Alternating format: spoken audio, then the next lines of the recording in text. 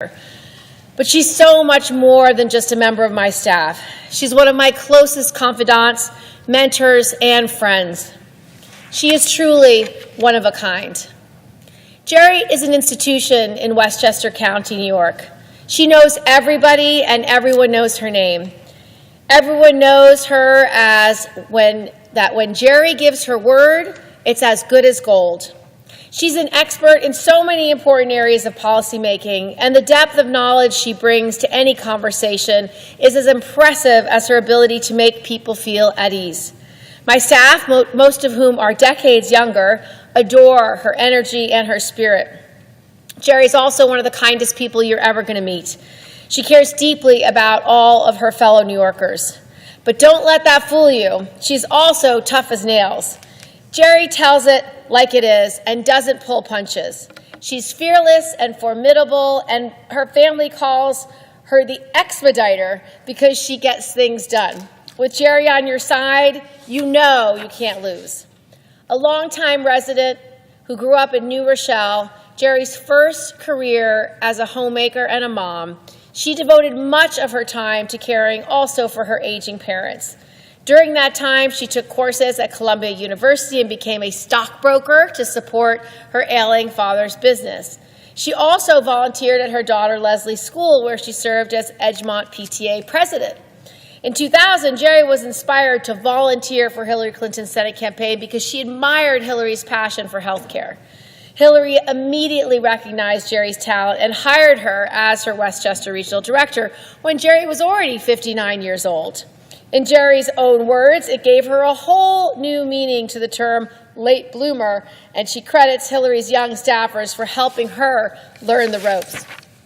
To this day, Jerry is among the oldest members of staff in Congress. She is proof positive that you can do amazing things at any age. I first met Jerry when I also volunteered on Hillary Clinton's Senate race. When I became senator, I asked her to continue to serve as my Westchester County expert.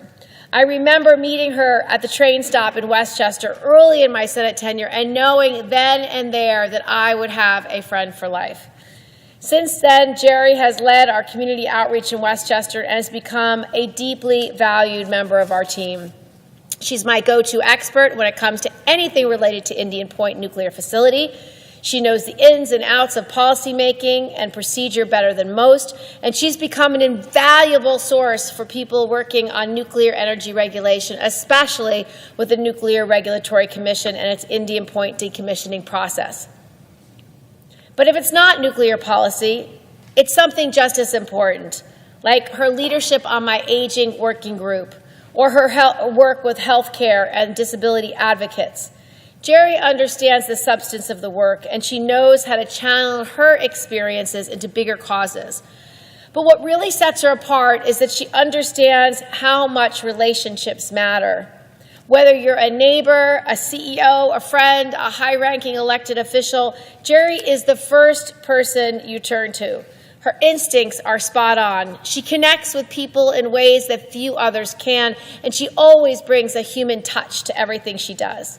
She mentors my staff on the importance of public service and the power of grassroots organizing. She emphasizes what it means to connect with a community and to understand the needs of our constituents. And she gives everything her full attention and effort and leads by example in everything she does. She clearly sees her work not just as her job, but as her personal calling. Throughout my Senate career, Jerry has not only been an outstanding strategic and political advisor, but also a dear, dear friend. She gives me heartfelt advice when I need it most and shows thoughtfulness and generosity to everyone who knows her. She's hardworking, she's caring, and the most dedicated Senate staffer that I know by her years served and service given. When Jerry speaks, people listen. And when she gives advice, you know it comes from a place of deep knowledge and careful thought. New York and this nation need more leaders like Jerry Shapiro. When asked what motivates her, Jerry says, "Do good, feel good," a maxim that is evident in everything she's ever done. She's truly an inspiration to everyone who knows her, and I'm so grateful for everything she's done for Westchester, for our great state, and for our country. Thank you, Jerry. We love you, and we will always remember how you made us feel.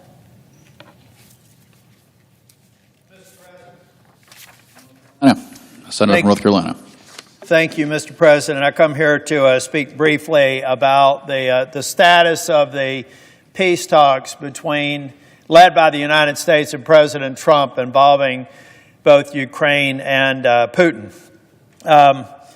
First, I want to thank President Trump there's one thing that President Trump has been consistent with. He hates war, and he tries to do everything he can to bring peace. He's attempted that across the globe. He's working right now on trying to settle the situation in the Middle East, and then we're trying to address the situation in Ukraine. Now, the response from Ukraine after President Zelensky, let's keep in mind that President Zelensky, over the past week, has withstood attacks in Ukraine that has killed more people that are sitting up in the gallery right now. So that's over the past couple of days. Killed roughly twice as many people that are in the gallery right now. Many of them civilians. I'm not even counting any of the losses on the battlefield. Now, Vladimir Putin says he needs a little bit of time to assess what part of a complete ceasefire is difficult to understand. Right? Stop killing people. Ukraine said that they would. They're ready to sign a 30-day ceasefire now. Why do you think Putin's not ready to sign it right now? They've got to examine what a complete ceasefire means. It's because this liar and this murderer is trying to find ways to get an angle before they agree to any peace agreement. He would probably like a partial one, because then he could lie about his orders to kill people and destroy Ukraine's infrastructure under the auspices of a limited ceasefire. If Vladimir Putin comes back with a proposed limited ceasefire, then you know he's looking to kill and destabilize Ukraine, Moldova, the West Balkans. It'll be interesting to see how he weighs in the vote today in Srpska, where their parliament is voting to separate from BiH, Bosnia and Herzegovina, and create a Russian separatist state in BiH. So my guess is he doesn't want to sign up to a ceasefire because he hasn't moved all the pieces around to make sure that he can still murder as many Ukrainians as possible during the supposed limited ceasefire. So I would say to the Ukrainian people and President Zelensky, thank you. In spite of the fact that dozens of people have died this week, including civilians, at the hands of decisions made by Putin, thank you for being willing to lay down your guns and try and get to peace there. But the American people need to know that Putin is a liar. He is a murderer. He hates democracy. He is not trying. The reason that he is in Ukraine now is because Ukraine is finally, after about 20 years of wasted time, that is in part because they had Russians and thugs preventing Ukraine from moving forward on the democratic reforms they know they need to do.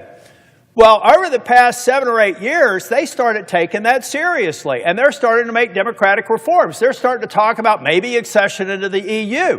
And that scares the hell out of Vladimir Putin, because the last thing he wants is a successful former satellite of the Soviet Union demonstrating that democracy works and communism never has. That's what he's worried about. That's the provocative act that he used as a predicate to invade Ukraine and kill tens of thousands of people, including hundreds of thousands of his own soldiers. He is afraid of democracy proving to work in a society that was under the yoke of communism for decades. That's what this is about, folks. This is about good versus evil. This is about totalitarian versus this messy thing we call democracy. So, Mr. President, if Vladimir Putin can't understand what an unconditional ceasefire means, it's because he doesn't want to.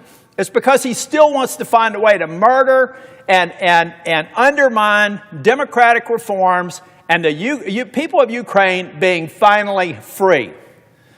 So, Mr. President, I do want to thank President Trump for taking the initiative, for showing Ukrainians a path.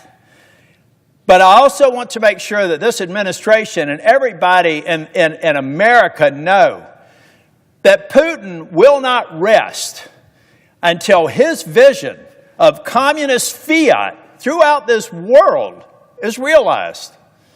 We have to help Ukraine be free. We have to make Putin lose in Ukraine.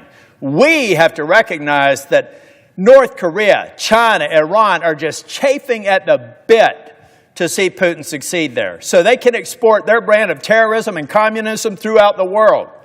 There is nothing redeemable in Vladimir Putin. He is an evil man responsible for the murders of hundreds of thousands of people, nearly 1 million in the last 3 years in Ukraine alone.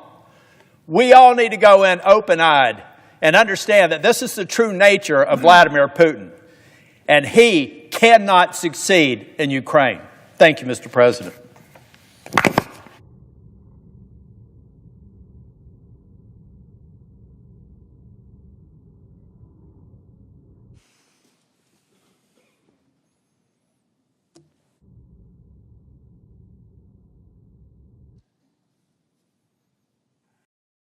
President, Senator from Iowa.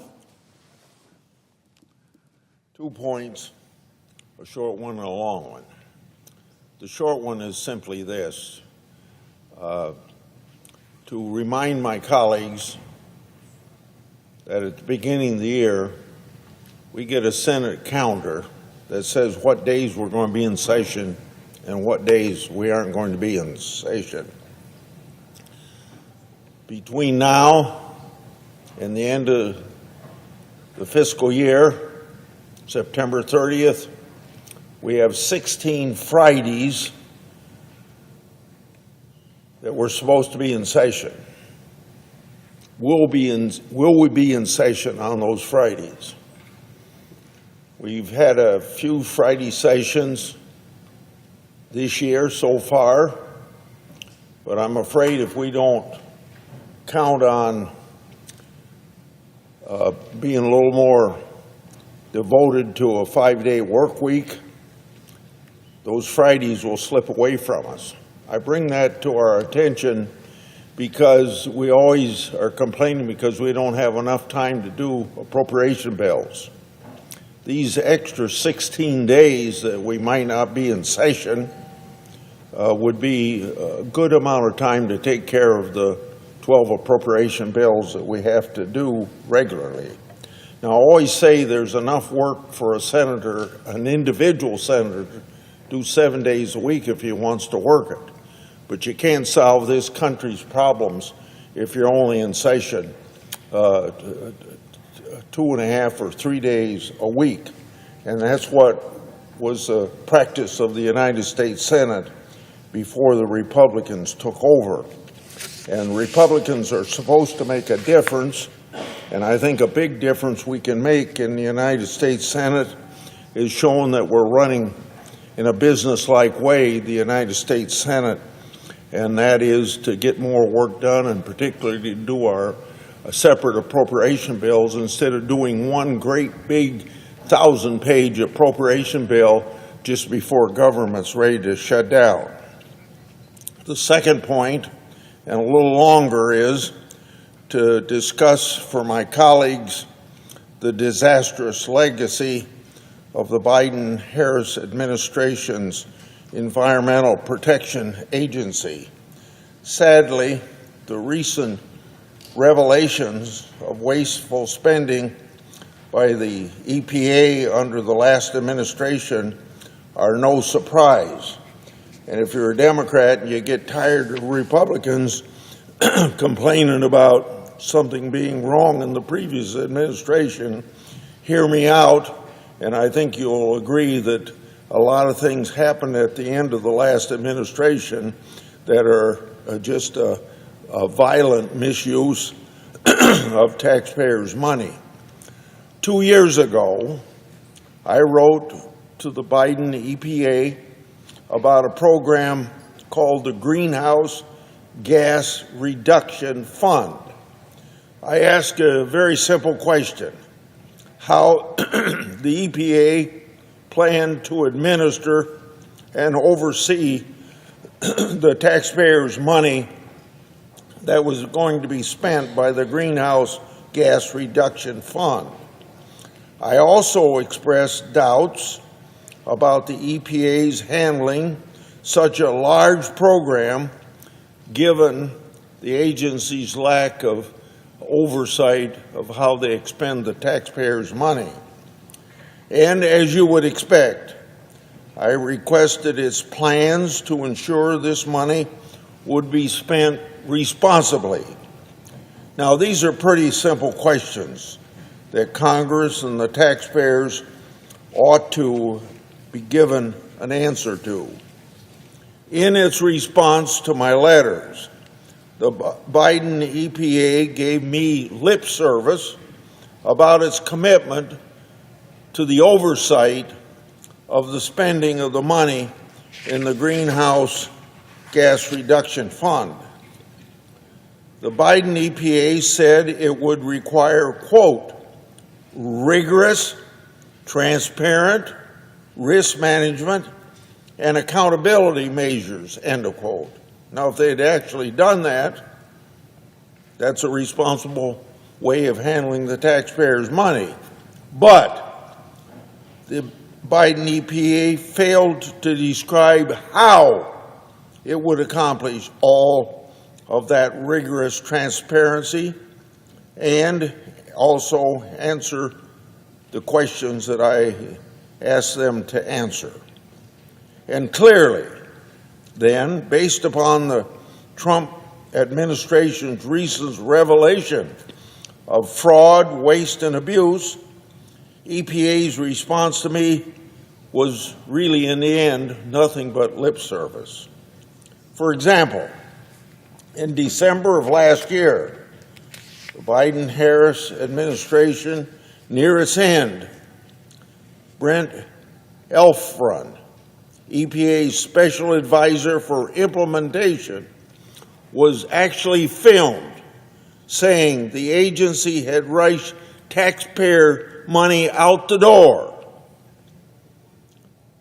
That EPA official called the effort an insurance policy against the incoming administration, Trump administration, to make sure that the money was out the door so the Trump administration couldn't stop it.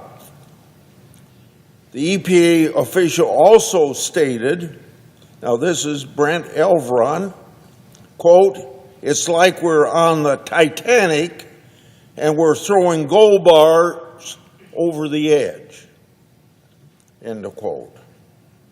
The EPA official said his job was, quote, just how to get the money out as fast as possible before they came in and stopped it all, end of quote. The they he was talking about is the new Trump administration. Now, this conduct is an example of the contempt and the lack of respect that the previous administration had for the American taxpayers' dollars. In January of this year, I met with Lee Zeldin in my office before his confirmation as President Trump's EPA administrator. I was encouraged by his shared commitment to transparency and accountability. After he took office, after Mr. Zeldin took office, I wrote to him asking that he find the gold bars, so to speak, and take steps to get this taxpayers' money back that was shoveled out the door in the last few days of the previous administration. Since that letter, Administrator Zeldin found that in the months leading up to President Trump's taking office, the Biden-Harris EPA sheltered $20 billion of the Greenhouse Gas Reduction Fund out of the Treasury at Citibank. Now that's a lot of gold bars. Administrator Zeldin explained this unprecedented move by the Biden EPA was done to protect the program from government oversight. This revelation shows the Biden EPA not only obstructed my investigations, but the oversight assurances it tried to offer me were dishonest. Administrator Zeldin also referred this mismanagement to the EPA Acting Inspector General and noted that there's an ongoing FBI investigation. I'm encouraged by what Administrator Zeldin has done so far, and I expect him to provide records responsive to my inquiries showing the Biden EPA fraud, waste, and abuse. Now, a closer look into the recipients of the Greenhouse Gas Reduction Fund exposed several ethical red flags. Jahi Wise, President Biden picked to lead the program, oversaw a $5 billion grant to his former employer. That employer is the Coalition for Green Capital. And on August 8th, 2024, quote, build the National Green Bank and a network with self-sustaining community leaders in every state, end of quote. Another $2 billion taxpayer dollars went to an organization called Power Forward Communities, and on August the 8th, to reportedly offer financing for residential carbon emission reduction projects, end of quote. Power Forward Communities is made of 5 non-government organizations, including Rewiring America. The leadership of this group is full of familiar faces from past Democratic administrations, and I'll give you 4 examples. Sean Donovan, listed on Power Forward's tax documents as the director and co-chair, was President Obama's Secretary of Housing and Urban Development.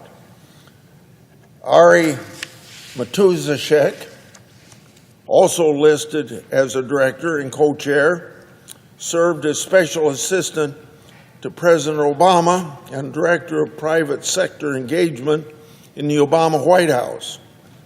The vice president of Rewiring America is Cammie Croft, deputy director in the Obama White House and senior advisor in the Obama Department of Energy. And then a name that's pretty famous to anybody in politics and really famous in Georgia is Stacey Abrams, the failed gubernatorial nominee that President Obama campaigned for, is reportedly senior counsel for Rewiring America. The FBI and the EPA Office of Inspector General must fully investigate this situation and determine where the money was used to line the pockets of well-connected Democrats. As my oversight has shown, the legacy of Biden-Harris administration EPA will be one of unprecedented spending with no accountability and transparency. This blatant lack of discipline and lack of respect for the taxpayers' monies enabled EPA's left-wing allies to profit at the expense of the American taxpayer. All the while the Biden EPA obstructed my efforts to conduct independent and objective oversight. President Trump and Administrator Zeldin must return the EPA to its mission of protecting the health of our environment while spending taxpayers' dollars with transparency and accountability. My message to the new Director of EPA, Administrator Zeldin, is this: keep exposing waste, fraud, and abuse, and provide all the records. I yield the floor, and you yield the floor.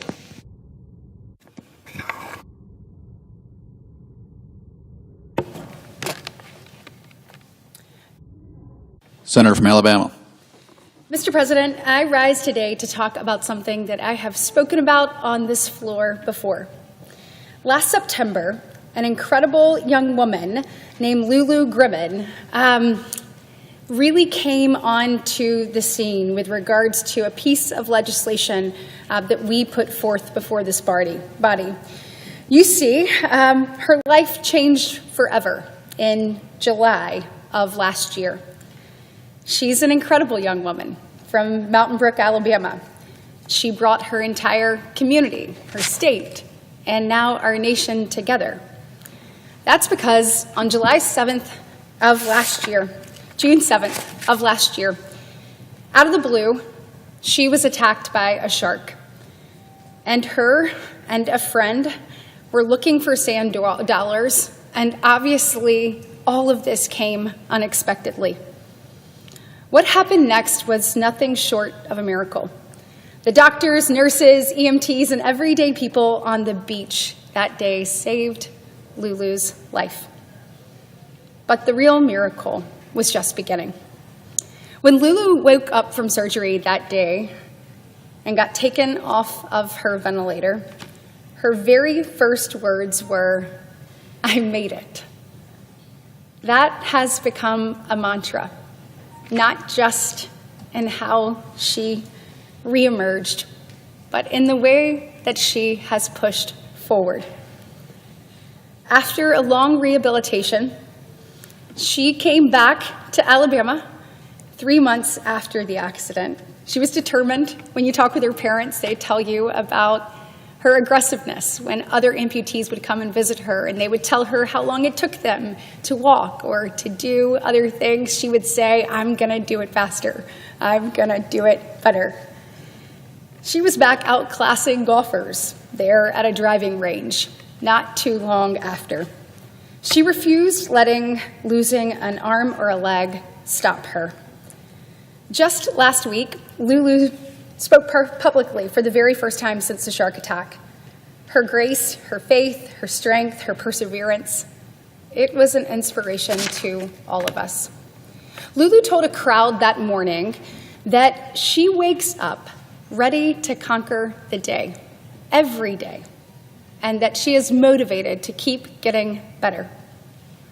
She launched a foundation called Lulu Strong to help others in need get the prosthetic technologies that will make their lives easier. After visiting Walter Reed just a few weeks ago, you can tell how this advocacy could actually change lives. When the unimaginable changed her world, what Lulu decided to do was change our world for the better. Lulu is a modern-day American hero. The courage she's shown, the fight, the resolve that she's demonstrated are truly remarkable, and not just for a 16-year-old, but for anyone. But it shouldn't have to be this way. Lulu is indeed an inspiration, but this tremendous battle that she's fought and won could have been prevented in the first place. You see, when I heard Lulu's story, I learned that there was another shark attack that happened just right down the shore 90 minutes earlier. Elizabeth Foley, a mother of 3 from Virginia, tragically lost her hand to a shark bite and suffered other terrible injuries, resulting in 26 surgeries. After talking with Lulu and her family, we said it doesn't have to be this way. They knew there was something that could have been done. And after talking, we knew that there had to be a better way to get information out there to warn beachgoers about shark attacks in the area. That's when we introduced Lulu's Law, and it's why I'm reintroducing this bill in this Congress today. This bill, which I am proud to share, has bipartisan support. It would empower local authorities to issue wireless emergency alert warning beachgoers of potential shark attacks through the already existing wireless emergency alert system. This has the potential to make a real difference in Americans' lives. And when we're giving the opportunity to do something simple that can make such a big difference, I believe we have to take it. To Lulu, I want you to know how much you inspire all of us. Your bravery in the face of the unimaginable, it's just amazing. And you taking what happened to you and saying, how can I make others' lives better? How can we make sure that this doesn't happen to someone else? We want to honor the strength that you've shown over the past 9 months.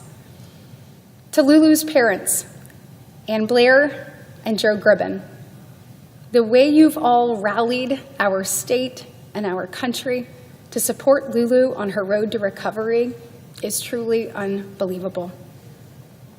To my colleagues in the Senate, on both sides of the aisle, whether you represent a state on the coast or you represent citizens on the interior, there is no doubt we want to keep our citizens safe, whether they live there or they're visiting, making sure that we put safeguards in place that can prevent another tragedy from occurring is imperative.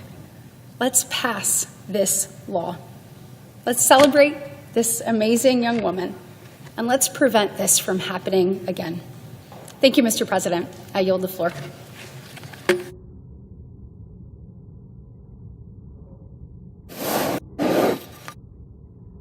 Mr. President, Senator from New York. I'd like to take a moment to honor the late Dr. Hazel Dukes, who died earlier this month. Hazel was not just my mentor and longtime friend.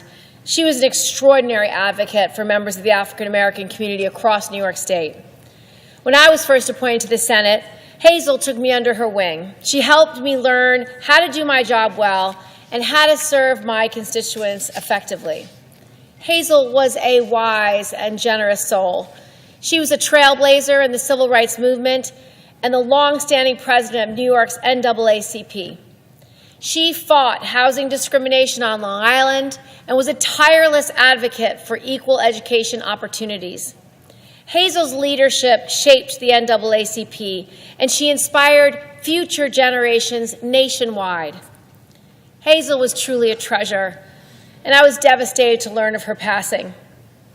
Her legacy will live on in the fight for justice she waged and the lives that she changed. May we honor her by continuing the work she so fiercely championed. Hazel, we will miss you very much, and we will always remember you. May God bless you and keep you. That's the absence of a quorum. Clerk will call the roll.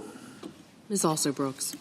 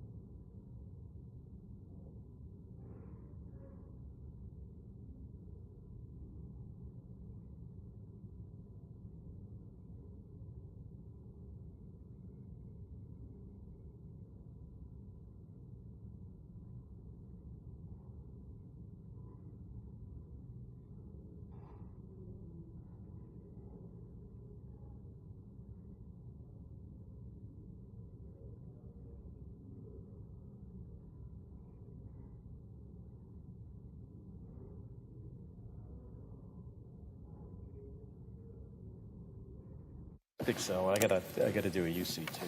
To vitiate. How do we? To vitiate. No.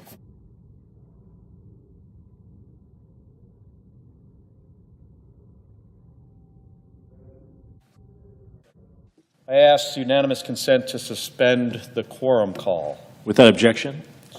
And Mr. President, I ask unanimous consent that privileges of the floor be granted to the following members of my staff: Sammy Collins Head and Julia Washer.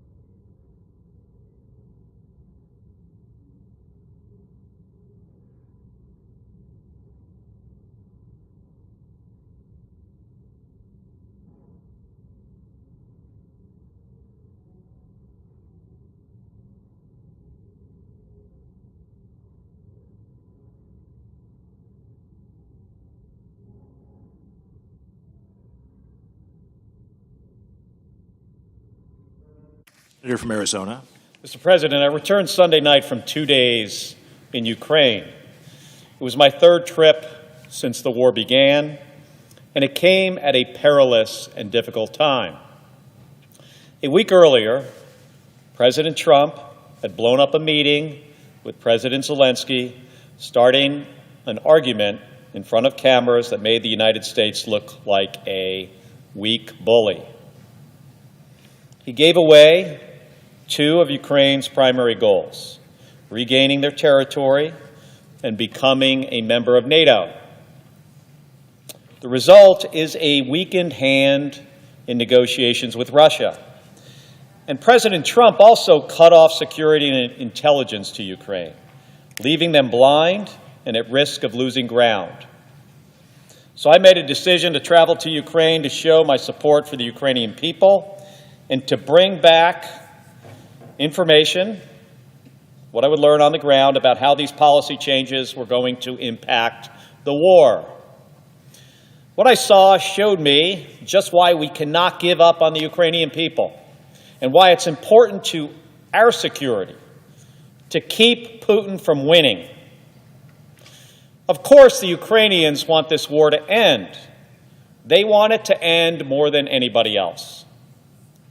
But any agreement has to protect Ukraine's security, and it can't be a giveaway to Putin.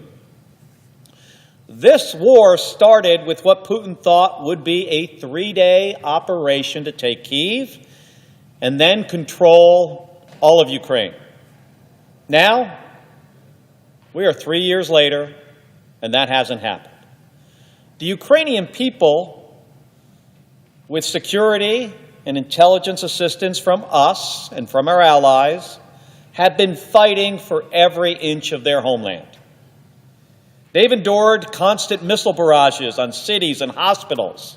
I visited one of these hospitals myself, and this hospital had been hit with gunfire. There were holes in the exterior walls of a hospital. There was a crater on the sidewalk in front of the door of this hospital where a mortar round landed. And there, in this hospital, I spoke to wounded soldiers who were eager for nothing more than to get back into this fight. I also met with nurses who shared their stories of this invasion through tears. They told me, this is, Mr. President, this is hard to repeat on the floor of the Senate. They told me how they witnessed Russian soldiers raping children in front of their parents, and then murdering these same children in front of their parents. Horrendous war crimes which can never be forgiven. I met with Ukrainian pilots, one of whom I had met with in Tucson when he was learning to fly the F-16. I'll be honest, when I first visited their F-16 training at Davis-Monthan Air Force Base in Arizona, I wasn't sure that they could step up to flying the Viper. It's not an easy airplane to fly, and I wasn't sure that they would be effective in combat. Those pilots have more than proven themselves flying challenging combat missions against the Russians, who are protected by a considerable electronic warfare defense and a surface-to-air missile defense, and by the way, are also flying some pretty sophisticated airplanes. I spoke to one pilot. This guy shot down 6 cruise missiles and drones on a single mission. And he did this while carrying only 4 air-to-air missiles. So how'd he do this? Well, 2 of the targets, he had a gun. Used the gun of the F-16 to shoot him down. That is really hard to do. My twin brother, who's also a Navy pilot, we were both stunned. That's impressive. They're stepping up. Ukraine's underdog status against the heavyweight Russia has bred a scrappy innovation that the United States should envy and that we can learn from. I heard it in their words when they said that they would fight. Get this, Mr. President. They said they would fight with rocks and sticks if they had to defend their country against Putin. And I saw it in their efforts to produce cutting-edge weapons to take the fight directly at the Russian enemy. They're building one-way attack drones at an incredible rate, especially considering that they stood up this production from nothing. And that's what's possible when hitting your production target every single day is a matter of life and death. They have an innovation cycle that's measured in days, while ours is measured in years. And we should learn from that. Because supporting Ukraine, it's not just about defending freedom. And freedom is a fundamental tenet of what makes America great. It's also critical to our national security and preventing future bigger wars. Not only would victory make Putin stronger to strike further into Europe, but if the United States abandons Ukraine, what message does that send to our friends across the globe? It tells them we are untrustworthy and unreliable. Now, as significant as that is, the bigger deal is what we would see from China. The Chinese watch everything, and they want to take Taiwan. If they view our loyalty to our partners and allies as weak, they are more likely to take Taiwan by force. If that happens, this president or any future president will have to make one of the most consequential decisions in the history of our country. My goal is to prevent that moment. My goal in the Senate is and will continue to be to keep us out of wars. And I think that is true for most combat veterans like myself. So I came back this week with the message that we need to fix this mess and get back to supporting Ukraine. Now, I'm glad that already there has been positive movement. The announcement from the American and Ukrainian negotiations in Saudi Arabia yesterday, led by Secretary Rubio and the National Security Advisor Tim Waltz, was a step forward. Once again, we are supporting Ukraine with military, security assistance, and with intelligence aid, and we're working towards a resolution to this war that guarantees Ukraine's security. And Ukraine accepted a proposal for an immediate 30-day ceasefire. Now, this is going to come down to whether Putin will accept these terms and commit to a real negotiation. So far, he has showed no indication that he's ready for peace. Putin started this war by breaking a ceasefire. He has mobilized his entire country and the help of other dictators like Kim Jong-un to try to win this war. And every day, every single day, Mr. President, his soldiers commit war crimes. Not only must he agree to the terms of this ceasefire, he has to be held to them by the United States and our allies. America is the strongest and richest country in the world. We didn't get here by being bullies like Vladimir Putin. We got there by leading from the front and bringing our allies along with us, and standing by them like they stand by us. The safety and security of all of us, our kids, our grandkids, depends on the United States continuing to keep its word, stand for democracy, and look out for Americans by being smart and strong and standing up to the bullies. That's what I will hold this president to. And I urge my colleagues, Republicans and Democrats alike, to do the same. Thank you. I yield the floor.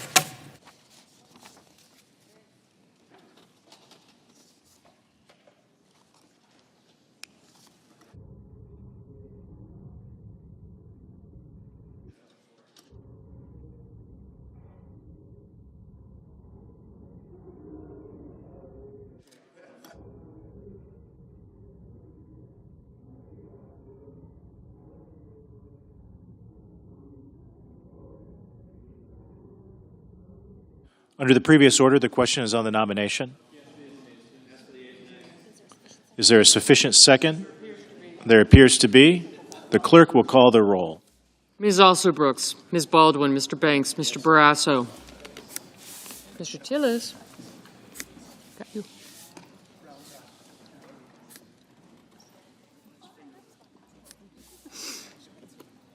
Mr. Bennett.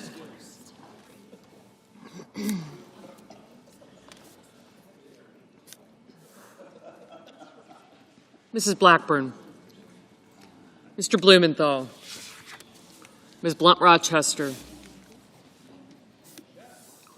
Mr. Booker, Mr. Bozeman, Mrs. Britt.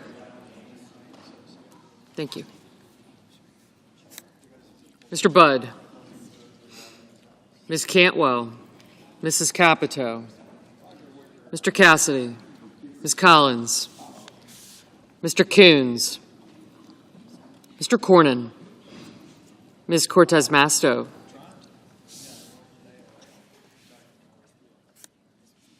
Mr. Cotton, Mr. Kramer,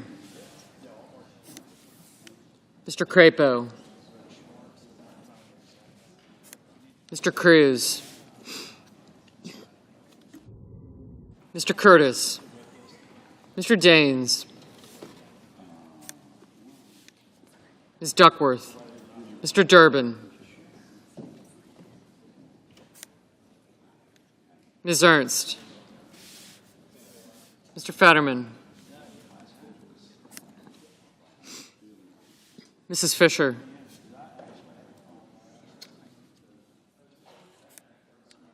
Mr. Gallego, Mrs. Gillibrand, Mr. Grassley,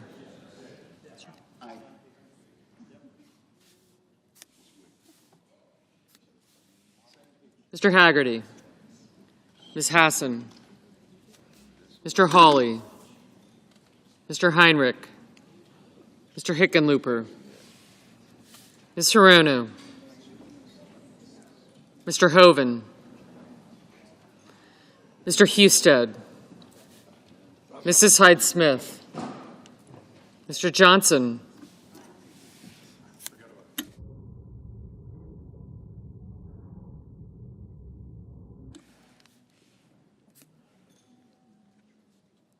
Mr. Kane, Mr. Kelly, Mr. Kennedy,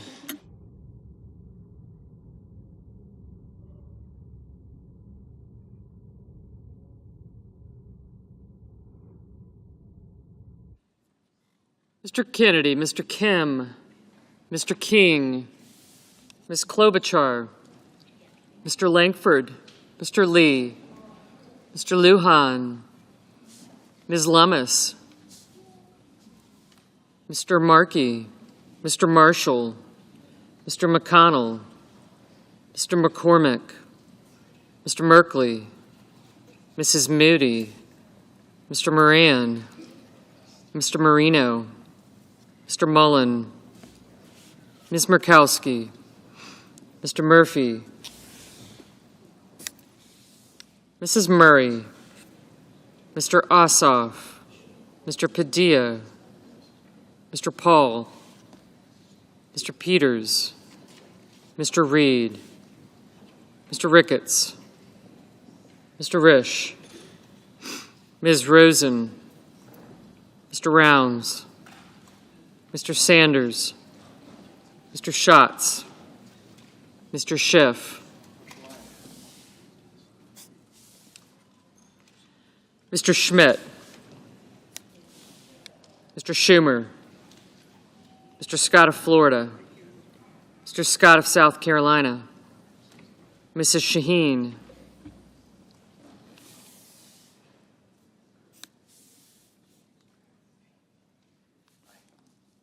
Mr. Sheehy, Ms. Slotkin, Ms. Smith, Mr. Sullivan, Mr. Thune, Mr. Tillis, Mr. Tuberville, Mr. Van Hollen, Mr. Warner, Mr. Warnock, Ms. Warren, Mr. Welch, Mr. Whitehouse, Mr. Wicker, Mr. Wyden, Mr. Young.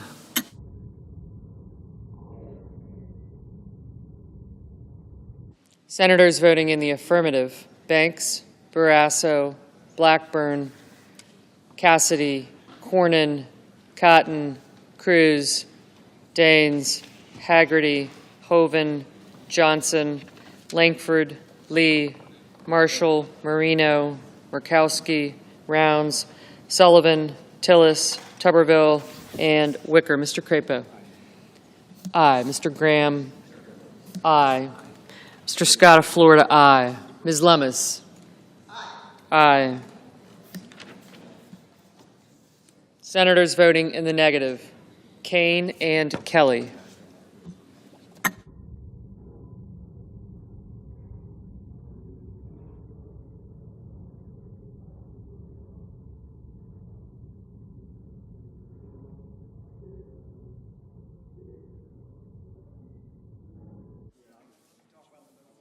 Mr. Paul, aye.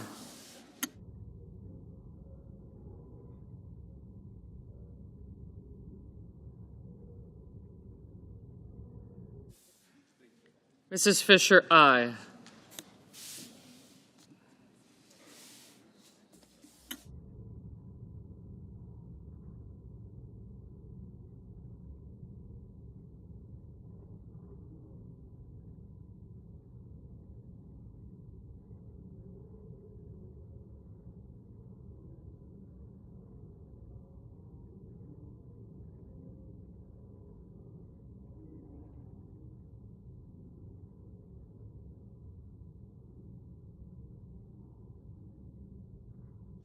Mr. Kennedy, aye.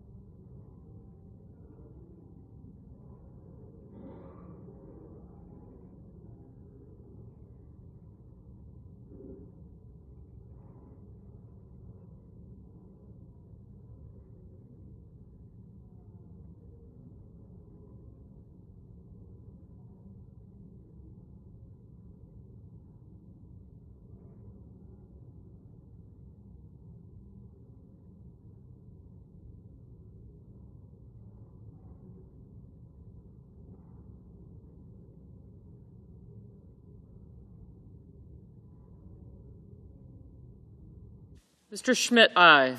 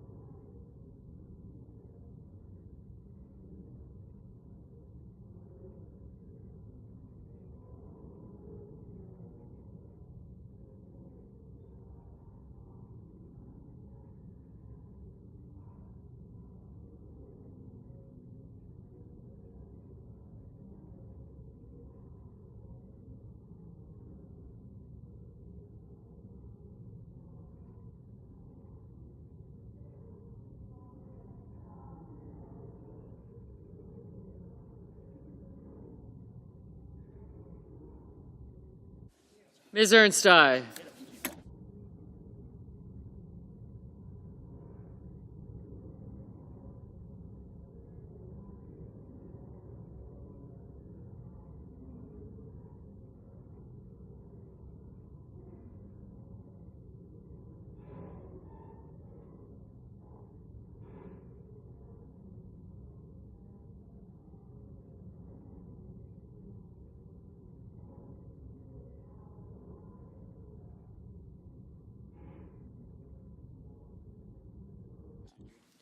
Mr. McCormick, aye.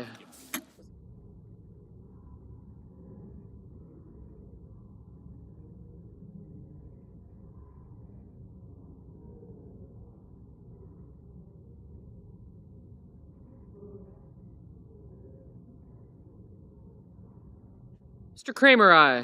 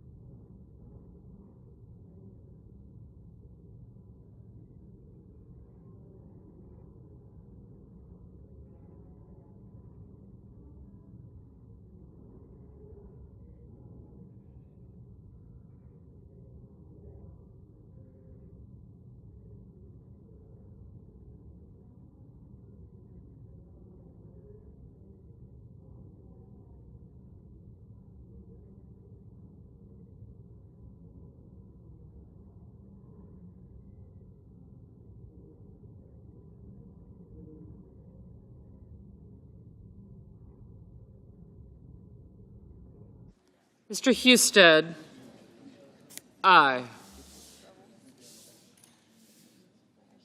Ms. Smith, no.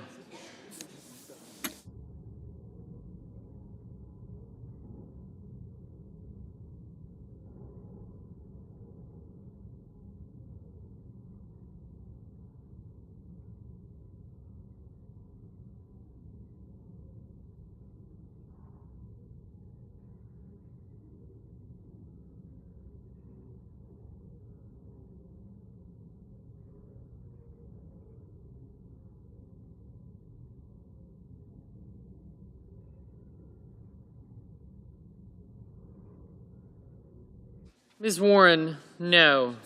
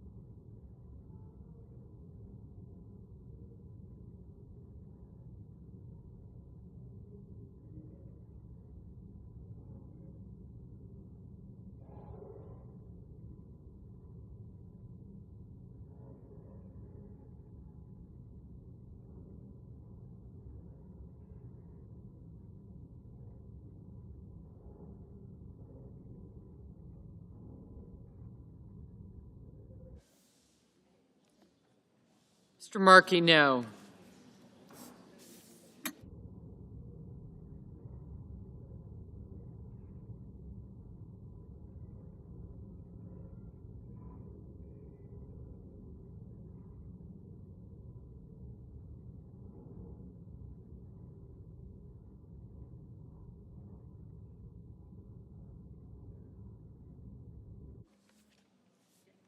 Mrs. Capito, aye.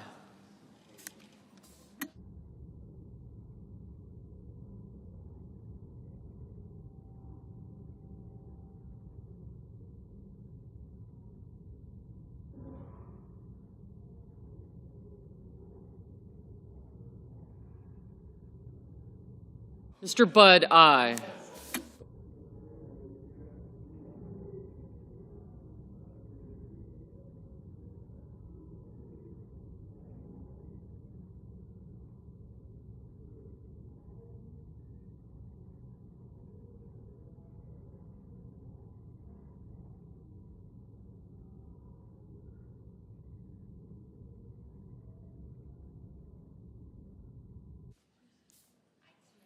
Mrs. Hyde Smith, aye.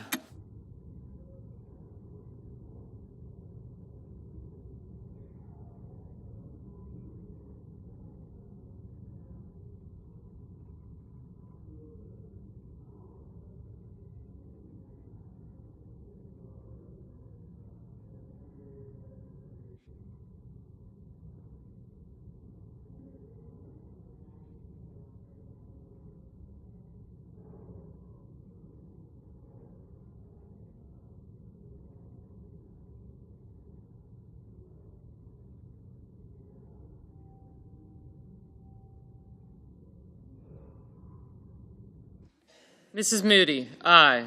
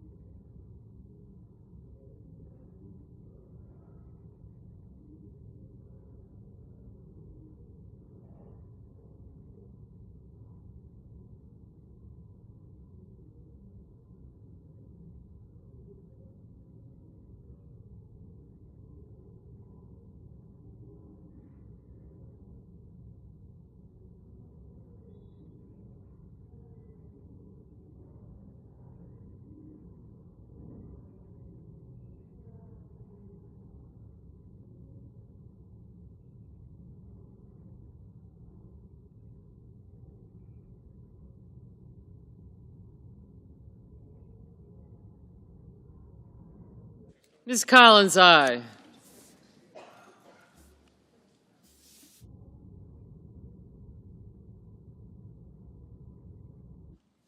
Mr. Warner, no.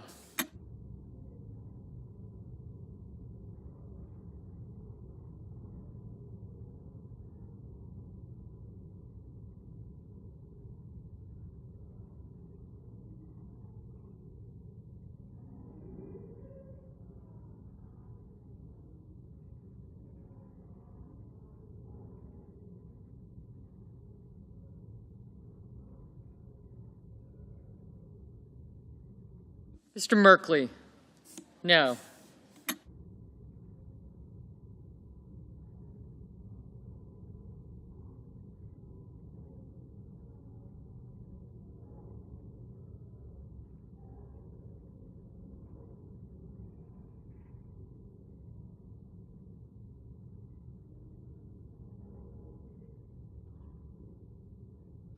Mr. Murphy, no.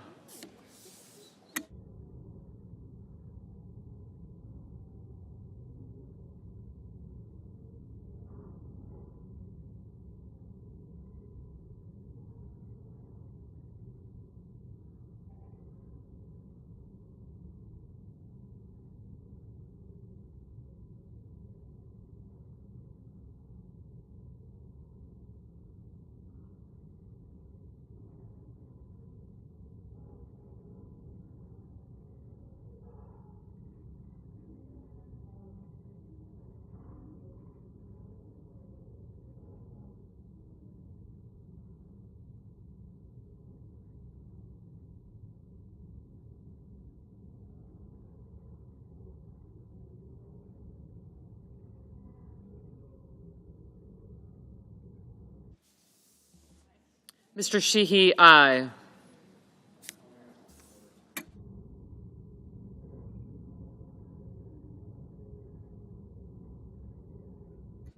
Mr. Moran, aye.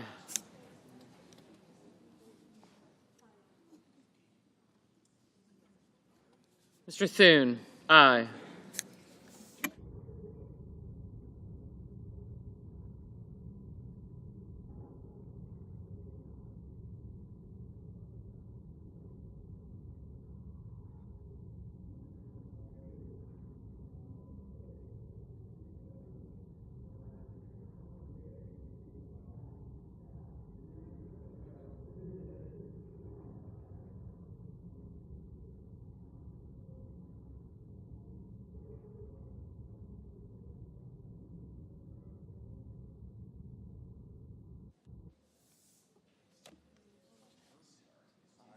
Mr. Grassley, aye.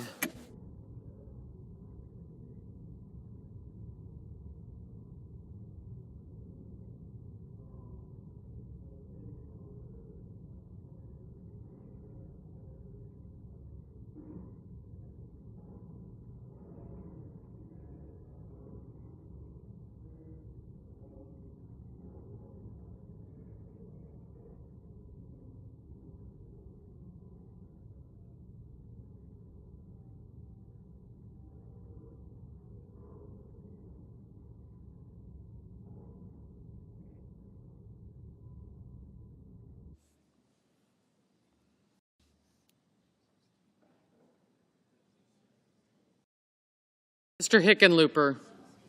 No. Ms. Baldwin, no.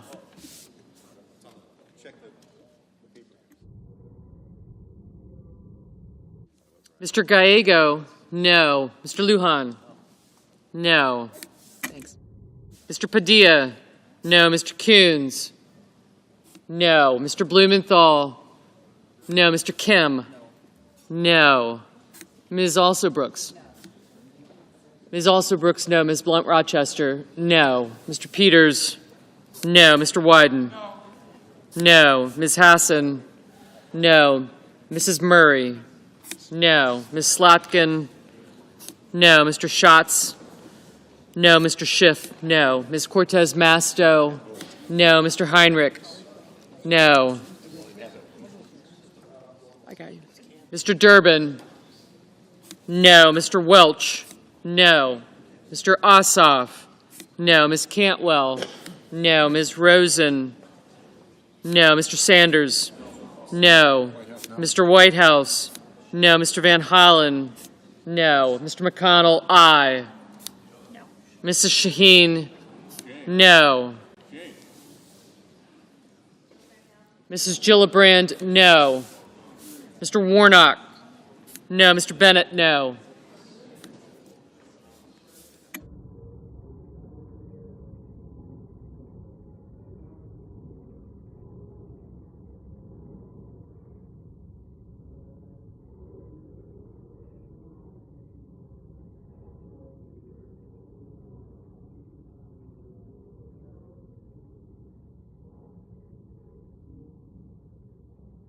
Ms. Hirono? No. Mr. Schumer? No.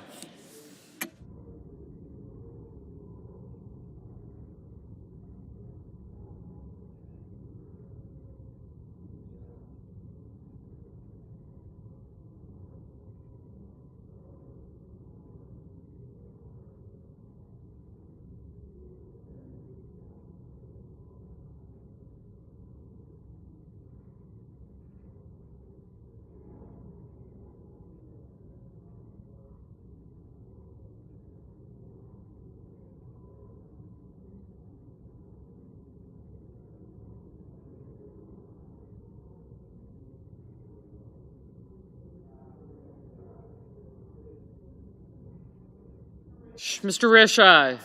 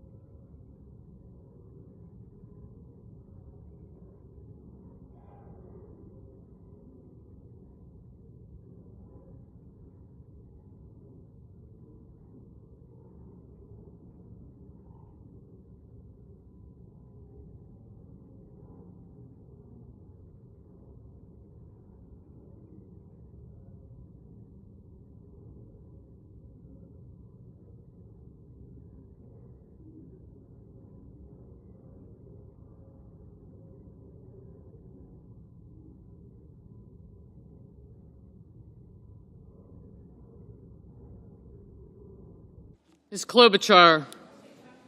No. Mr. Mullen? Aye.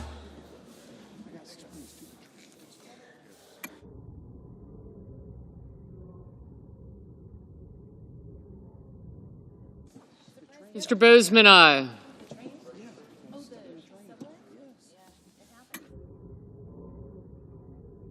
Mrs. Britt, aye.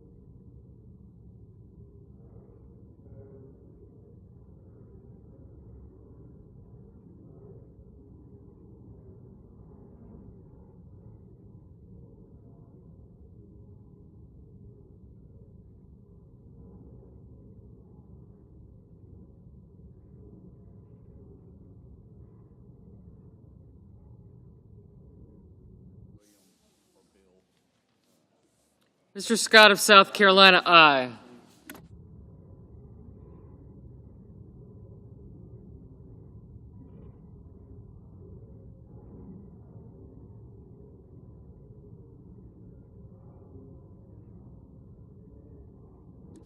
Mr. Curtis, aye. Yeah, let me see the calendar. I'm getting confused all the Mr. Hawley, time. You're watching videos. aye. P-U-L-T-E.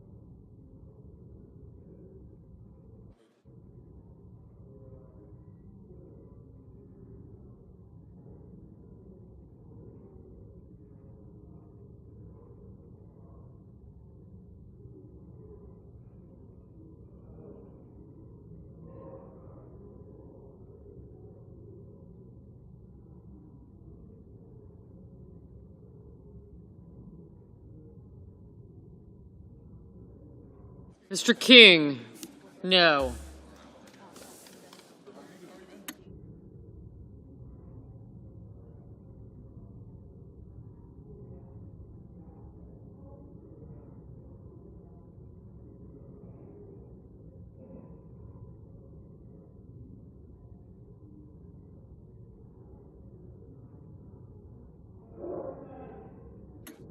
Mr. Fetterman, no.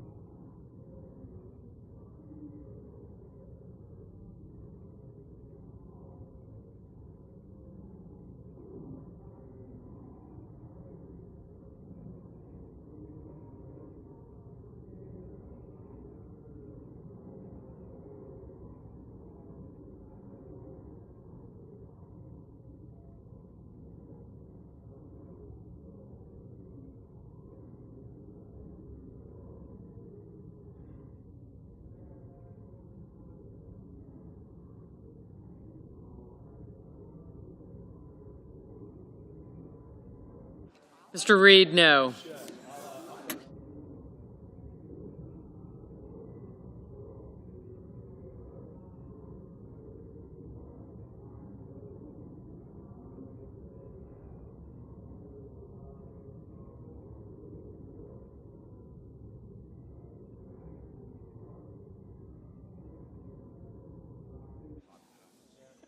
Mr. Young, aye.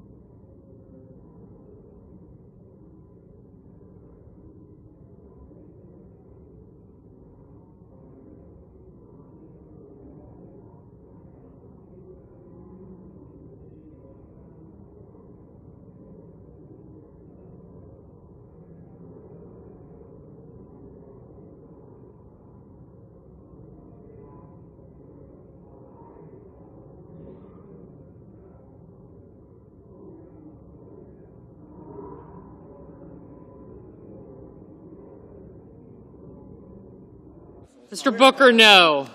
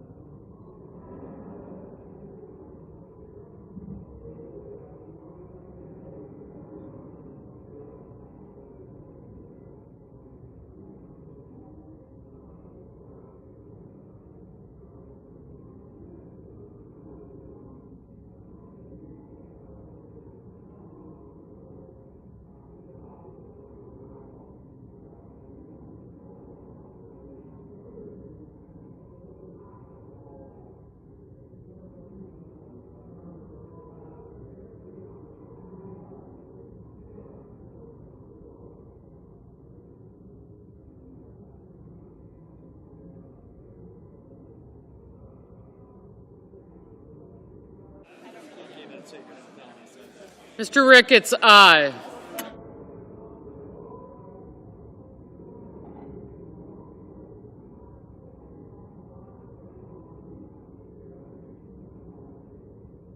Mr. Justice, aye.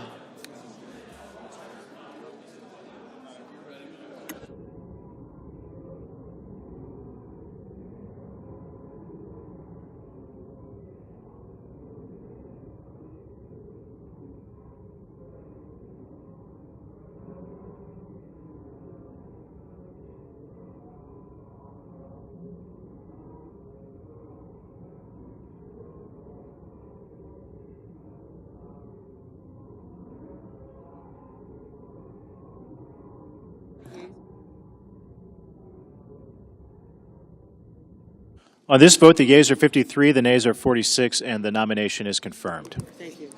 Under the previous order, the motion to reconsider is considered made and laid upon the table, and the President will immediately notified by the Senate's action, of the Senate's action. The Senator from Mr. Wyoming. I ask unanimous consent to waive the mandatory quorum call with respect to the Soderling nomination. Is there an objection? Without objection.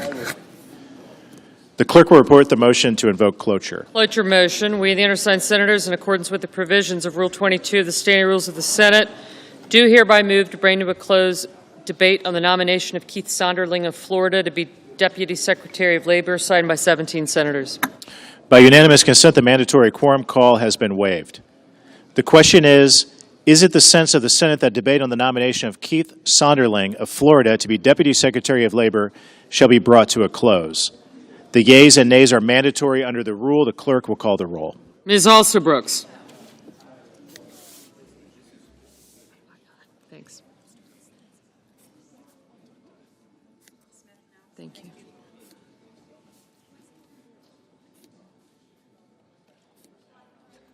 Thank you. Ms. Baldwin. Mr. Banks. Mr. Barrasso.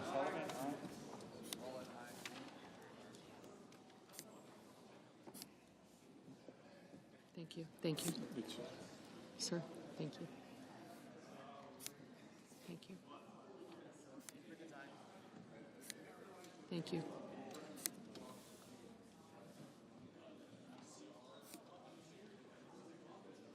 Mr. Bennett. Mrs. Blackburn. Mr. Blumenthal.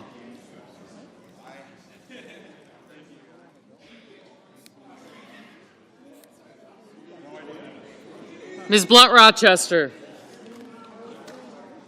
Mr. Booker. Mr. Boozman.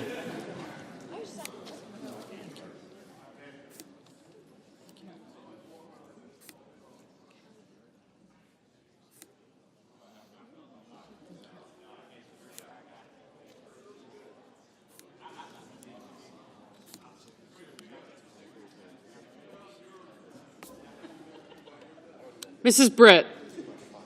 Mr. Budd. Ms. Cantwell.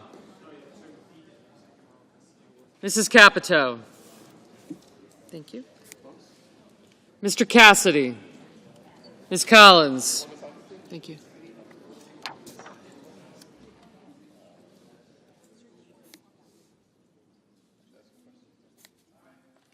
Mr. Coons. Mr. Cornyn. Ms. Cortez Masto. Mr. Cotton. Mr. Kramer. Mr. Crapo. Mr. Cruz.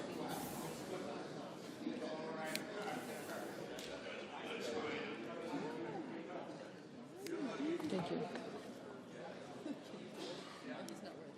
Mr. Curtis, Mr. Daines. Ms. Duckworth, Mr. Durbin. Ms. Ernst. Mr. Fetterman, Mrs. Fisher. Mr. Gallego, Mrs. Gillibrand. Mr. Graham, Mr. Grassley, Mr. Haggerty. Ms. Hassan. Mr. Hawley. Mr. Heinrich. Mr. Hickenlooper. Ms. Hirono. Mr. Hoven. Mr. Husted. Mrs. Hyde-Smith. Mr. Johnson. Mr. Justice. Mr. Kane. Mr. Kelly. Mr. Kennedy. Mr. Kim, Mr. King, Ms. Klobuchar. Mr. Lankford, Mr. Lee, Mr. Lujan, Ms. Lummis, Mr. Markey, Mr. Marshall, Mr. McConnell, Mr. McCormick, Mr. Merkley, Mrs. Moody, Mr. Moran,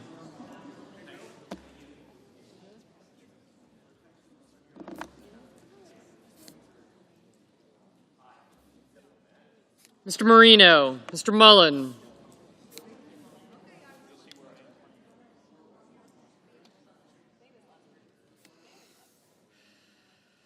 Ms. Murkowski, Mr. Murphy, Mrs. Murray, Mr. Ossoff,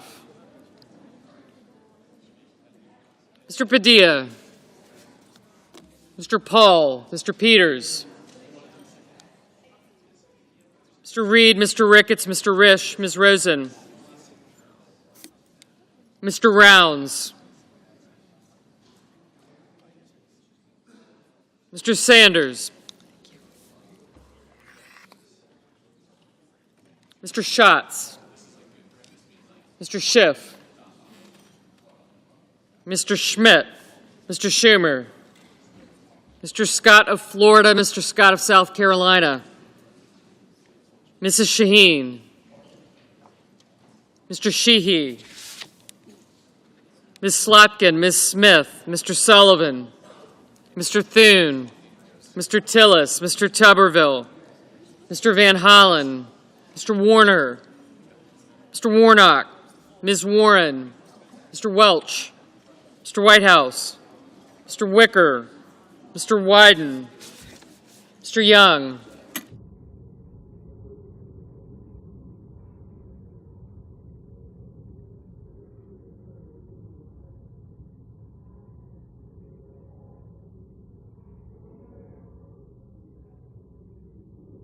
Senators voting in the affirmative: Banks, Barrasso, Blackburn, Bozeman, Cassidy, Kramer, Curtis, Graham, Grassley, Hawley, Kennedy, Lankford, Lummis, McConnell, McCormick, Moran, Mullen, Ricketts, Risch, Scott of South Carolina, Sullivan, Tillis, Tuberville, and Young.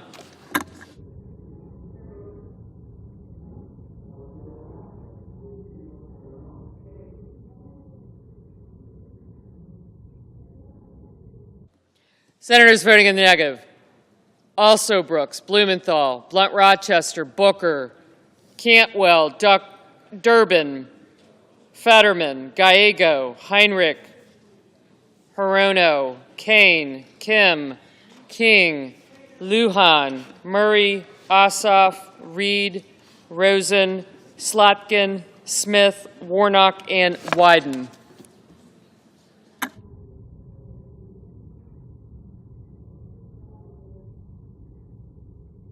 Mr. Peters, no. Mrs. Gillibrand, no.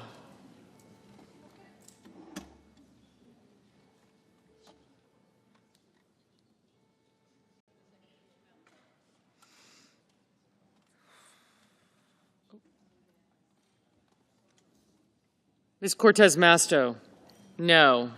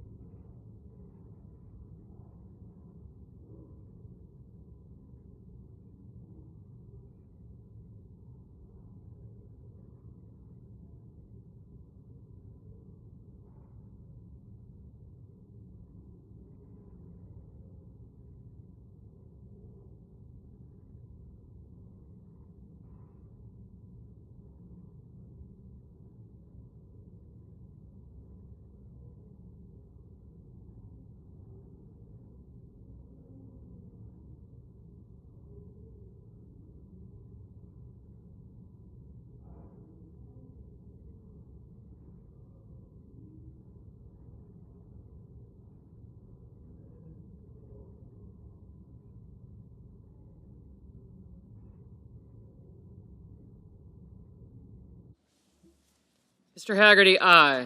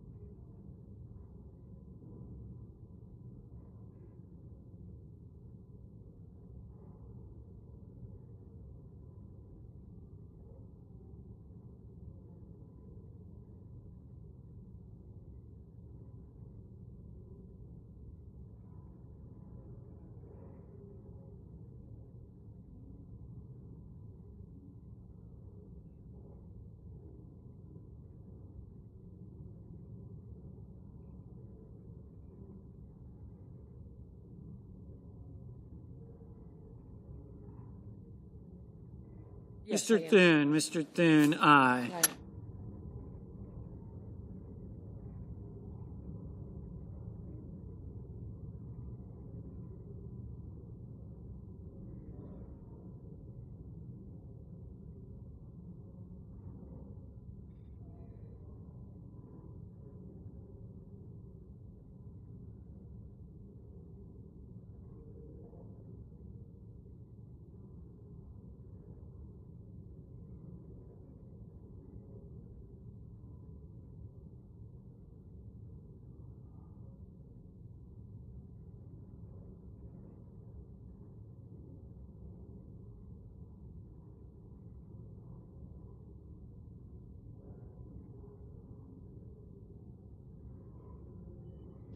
Mr. Justice, aye. Ms. Warren, no. Mr. Husted, aye.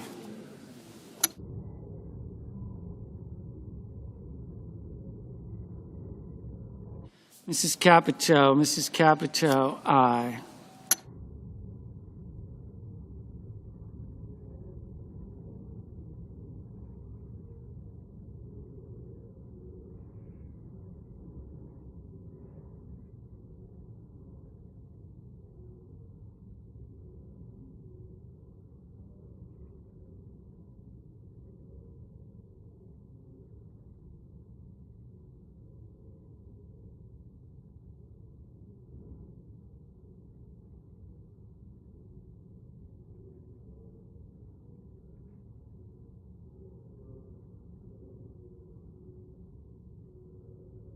Mr. Merkley, no.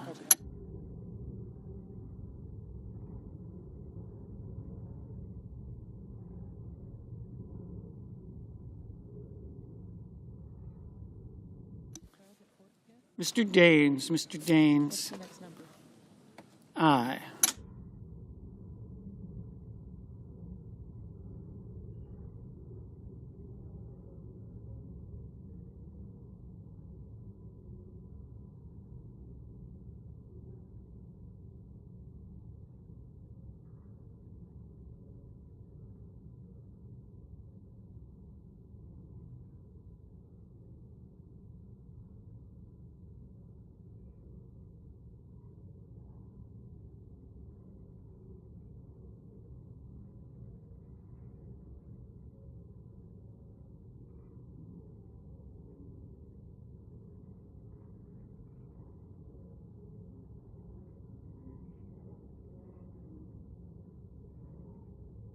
Mr. Hoven, aye.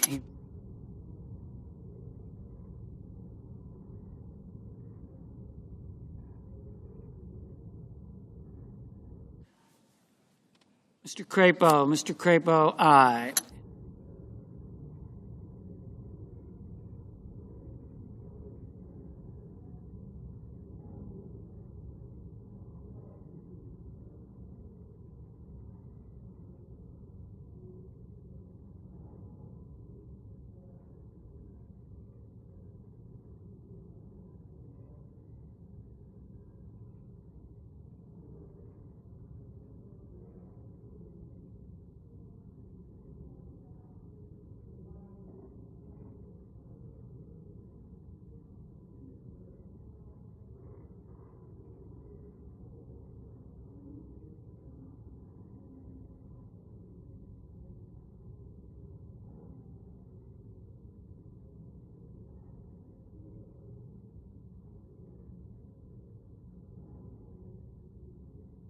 Ms. Klobuchar, no.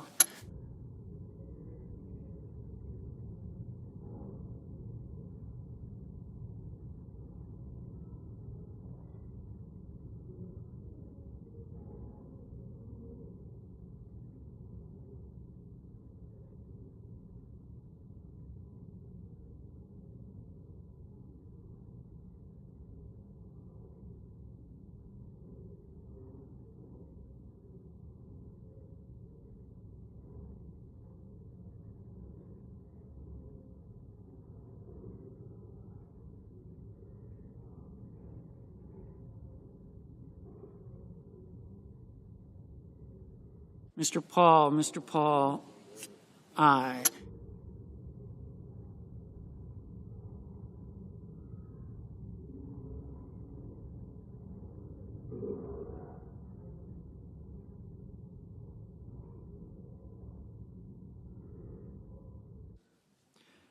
Mr.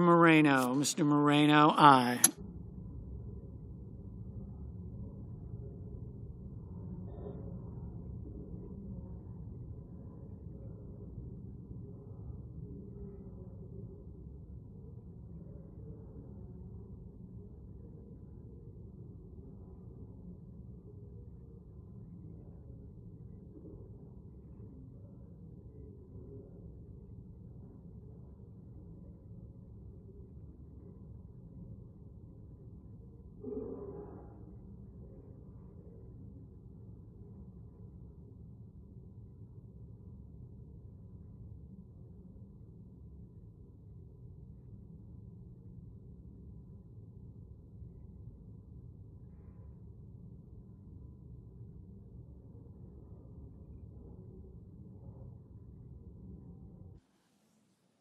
Ms. Murkowski,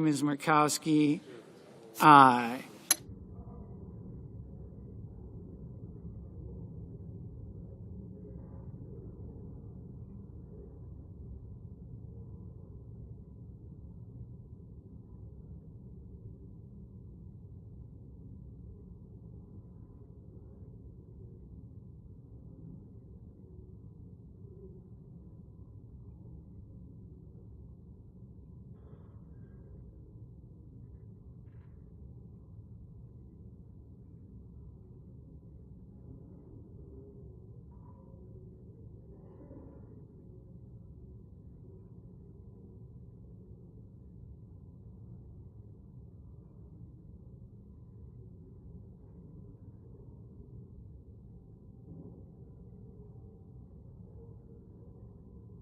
Mr. Sheehy, aye.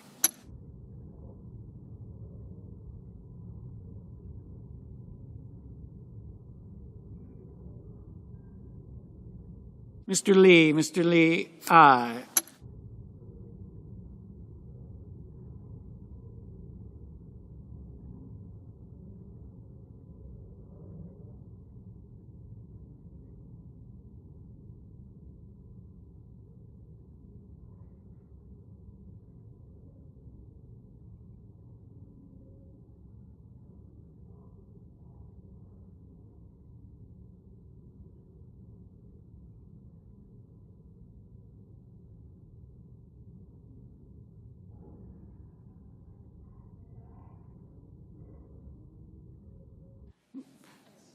Mrs.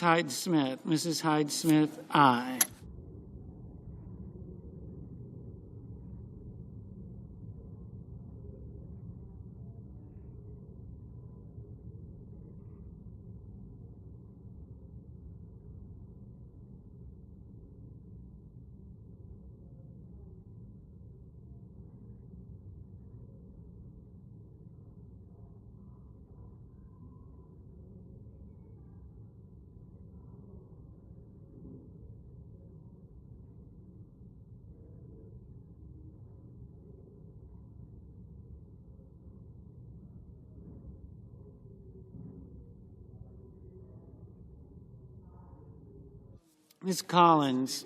Ms. Collins, aye.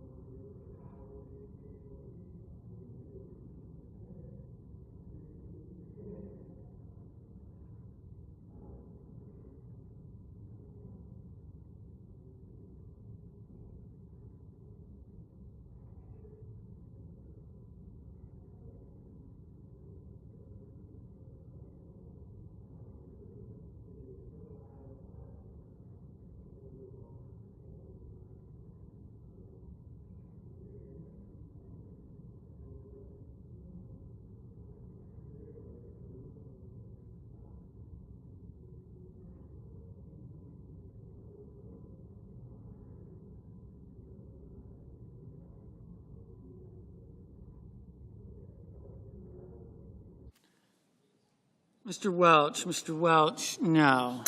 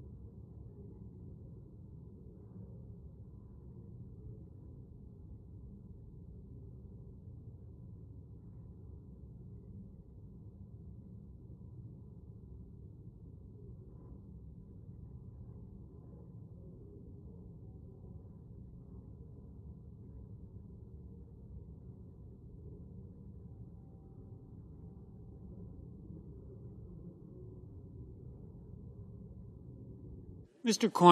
Cornyn, aye. Mr. Murphy, no. Ms. Hassan, no. Mrs. Moody, aye.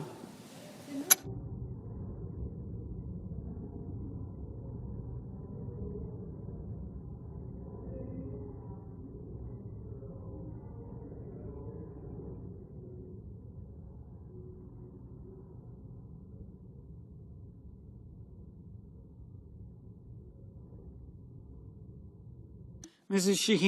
Shaheen, no.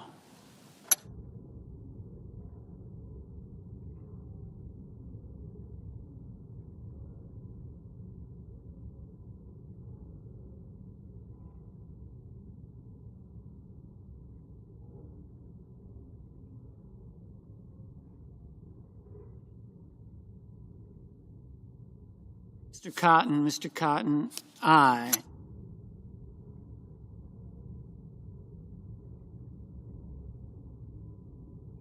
Ms. Ernst, aye.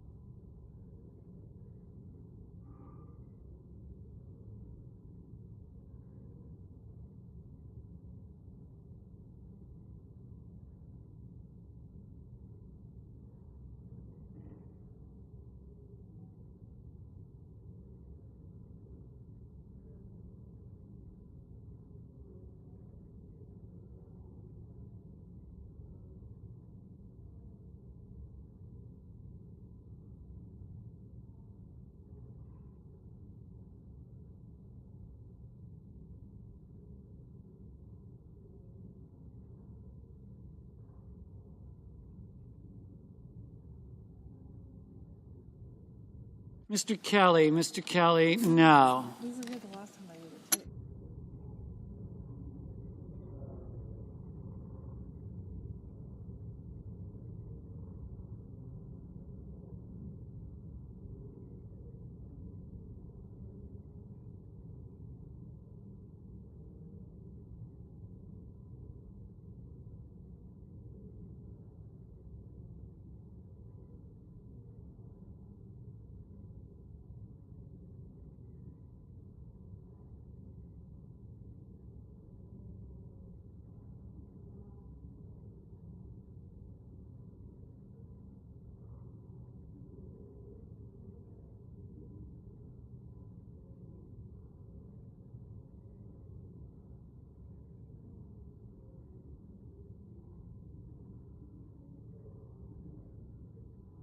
Mr. Rounds, aye. Ms. Baldwin, no. So,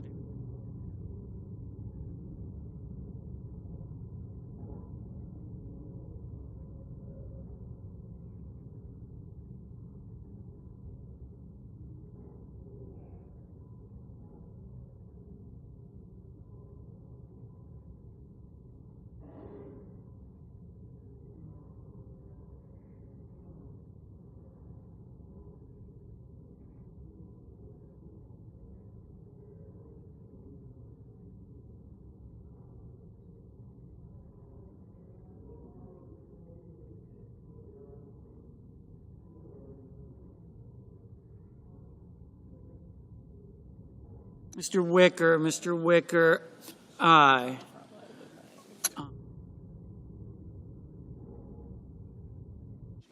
Mr. Marshall, aye. Mr. Johnson, aye. Mrs. Fisher, aye.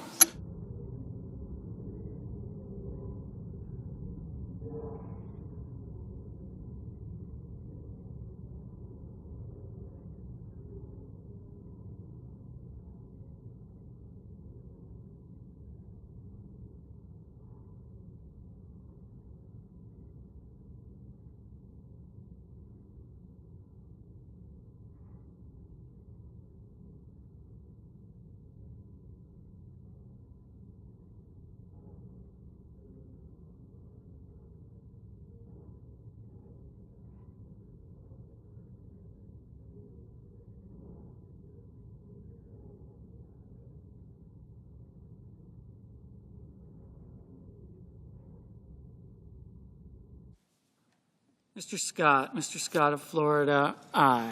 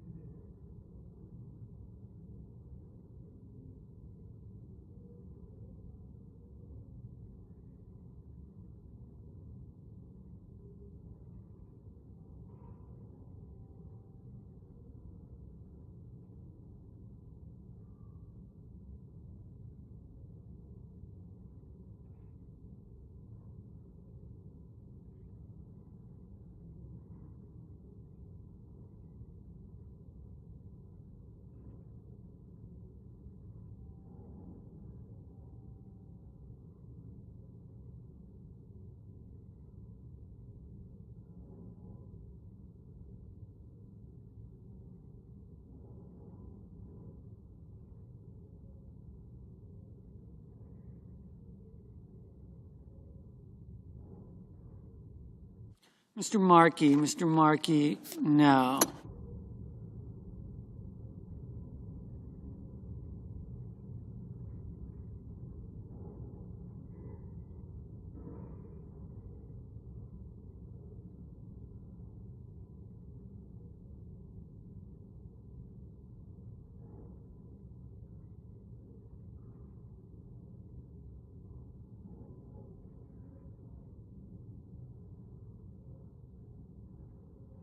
Mrs. Brett, aye.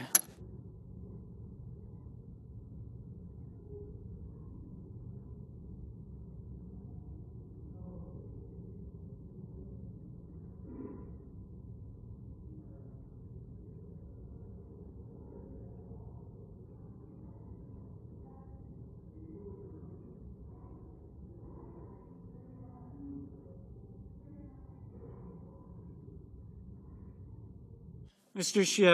Schiff, no. Mr. Schmidt, aye. Mr. Padilla, no.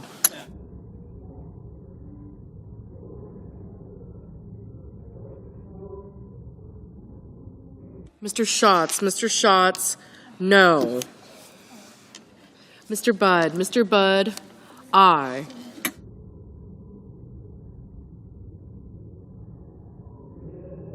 Mr. Van Hollen, no.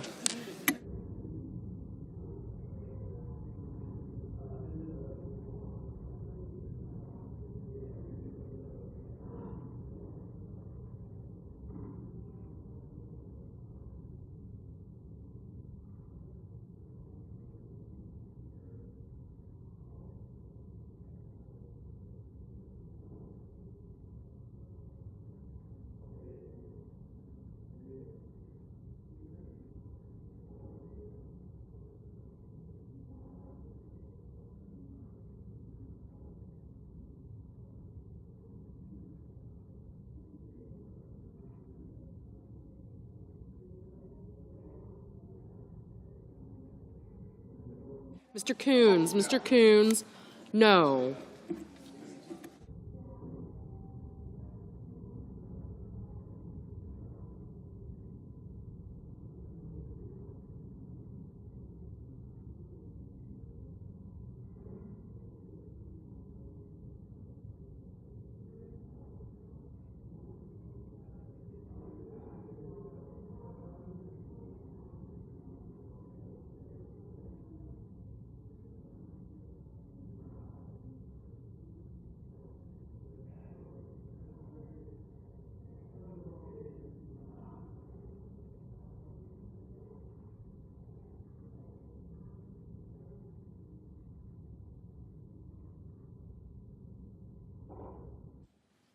Mr. Hickenlooper. Mr. Hickenlooper, no.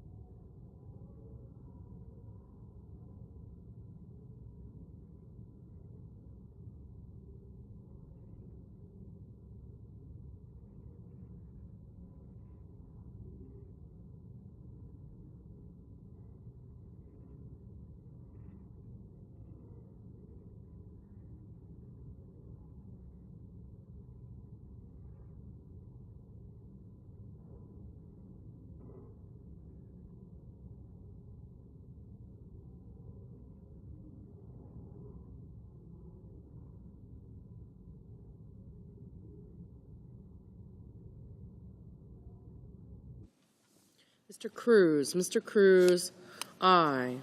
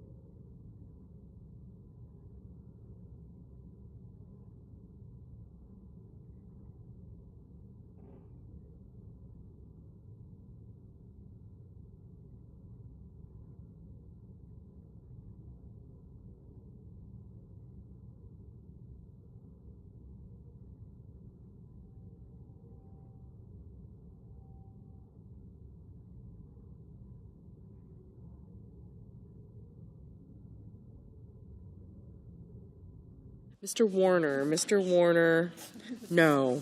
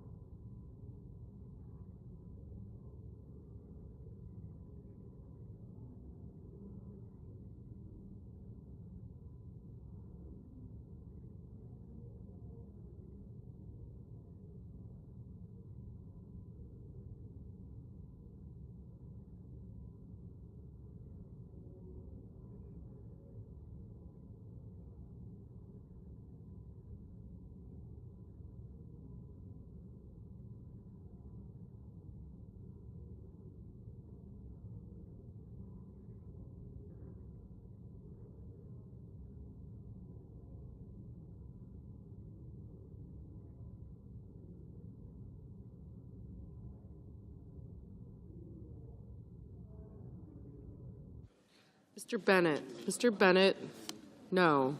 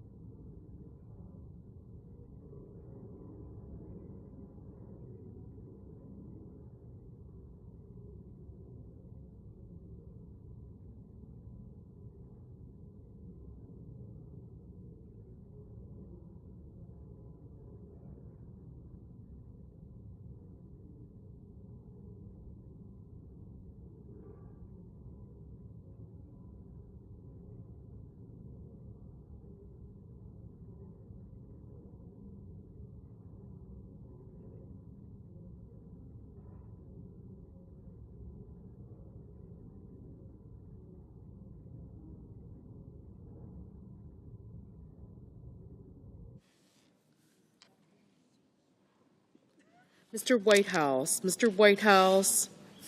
No.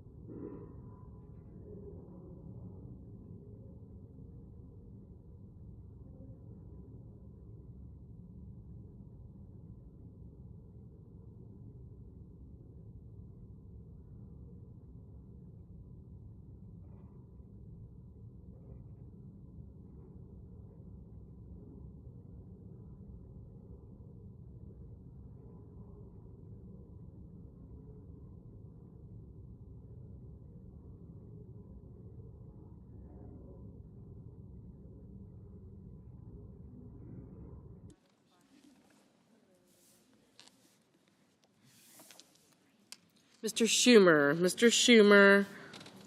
No.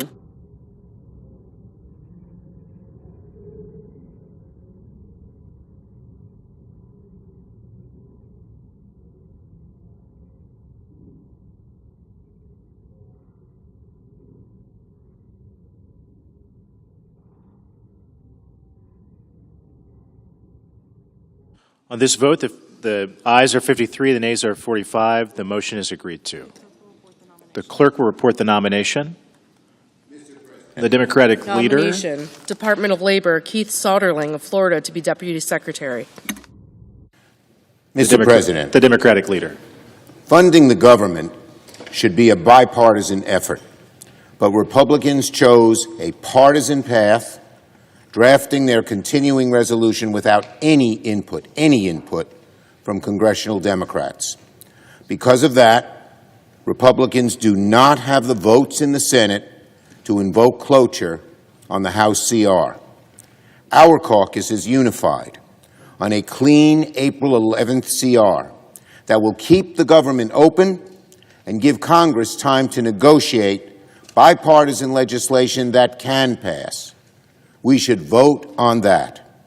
I hope our Republican colleagues will join us to avoid a shutdown on Friday. I yield the floor.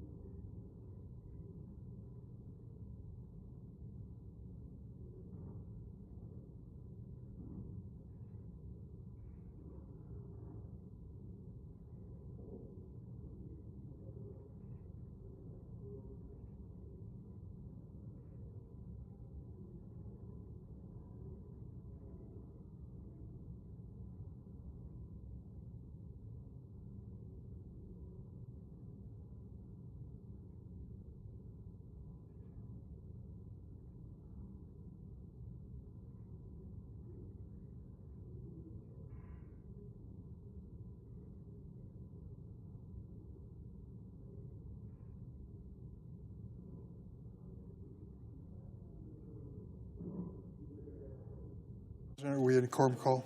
No. Thank you, Mr. President. Mr. President, for the second time over the past few weeks, I've come to the Senate floor to talk about the importance of medical research funding at the National Institutes of Health, NIH. Last week, during his address to Congress, President Trump unveiled a new member of the U.S. Secret Service, a 13-year-old named DJ who had always dreamed about becoming a police officer. It was a touching moment because DJ wasn't supposed to be alive today. You see, in 2018, he was diagnosed with brain cancer and given just a few months to live. But because of advances in science and medicine, because of medical researchers conducting life-saving work, because of new treatments and cures, thank goodness this young man is alive today. And he's alive because of the work of the National Institutes of Health. But that work for a lot of other desperate families is in danger because of President Trump and his unelected assistant, Elon Musk, who are carrying out a cruel campaign to cut research funding for diseases such as childhood cancer, ALS, Alzheimer's, dementia, and so many more. I don't know young DJ or his family, but I can just imagine what they went through when they told their son had brain cancer. Who can imagine as a parent what that must have been like? And I'll bet you one of their first questions to the doctor was basic. Is there a cure? Is there a treatment? Is there something we can do? Thankfully, the answer was yes, because of medical research. You know, all the miracle drugs you see on TV, constant deluge of ads about new drugs, 99% of drugs approved in the last 10 years benefited from NIH research. NIH funding is what kids like DJ are using to beat cancer, why babies are being spared preventive illness, why HIV is no longer a death sentence, why progress is being made in ALS and so many neurological diseases. But since the start of this administration, we've seen a White House unleash a lawless, chaotic attack on everything from the Federal Aviation Administration to biomedical research. First, President Trump and Elon Musk ordered a freeze on most federal grant funding, including medical research funding. You see, after extensive review of grant applications, the NIH awards approximately $38 billion a year in funding to the best and brightest medical researchers at universities in all 50 states, Illinois included. But Trump and Musk inexplicably view this as wasteful and needless. While this freeze was found illegal by a federal judge, the administration has continued to defy court order. To this day, we are taking actions to prevent medical research funding from going out to scientists and labs with breakthrough ideas. As a result, NIH has delayed awarding approximately $1 billion in grant funding to institutions nationwide. What alarms me is that NIH funding has not historically been a partisan issue. This used to be the most bipartisan thing in the Senate. Over the past decade, a bipartisan group in Congress, Roy Blunt, Republican senator from Missouri, Lamar Alexander, Republican senator from Tennessee, Patty Murray, Democrat from Washington, joined with me in an effort to increase funding for NIH. This bipartisan team, which I was proud to be part of, increased NIH funding over the last 10 years by 60%. We did this because we know that sickness does not respect partisan lines. We need cures on a bipartisan basis, and NIH funding leads to new breakthroughs for all patients in need, supports good-paying jobs in red and blue states, and cements our global leadership. Illinois universities and hospitals receive approximately $1.3 billion in NIH funding every year. That supports 16,000 researchers in our state and $3.6 billion in economic activity. And our state is the rule, not the exception in this regard. But Trump and Musk aren't finished here. Next, they tried to indiscriminately slash how NIH pays for indirect cost. What's an indirect cost? It helps medical research operate the laboratories. It pays for the new computers, the microscopes, the handling of hazardous materials. They are negotiated on a case-by-case basis between the federal government and each hospital or university. Look, I'm open to discussions about reforms to show how indirect costs are calculated, but just arbitrarily and illegally slashing all indirect cost allotments will stop medical research in its track in many laboratories. Thankfully, Illinois' Attorney General, with 21 others, sued and secured a temporary relief for universities and researchers. Now, Trump and Elon Musk have focused their efforts on firing the medical researchers themselves. Reports indicate that 1,200 NIH employees have been fired so far, experienced vaccine researchers, the next generation of scientists, and the acting director of the NIH Alzheimer's and Dementia Program.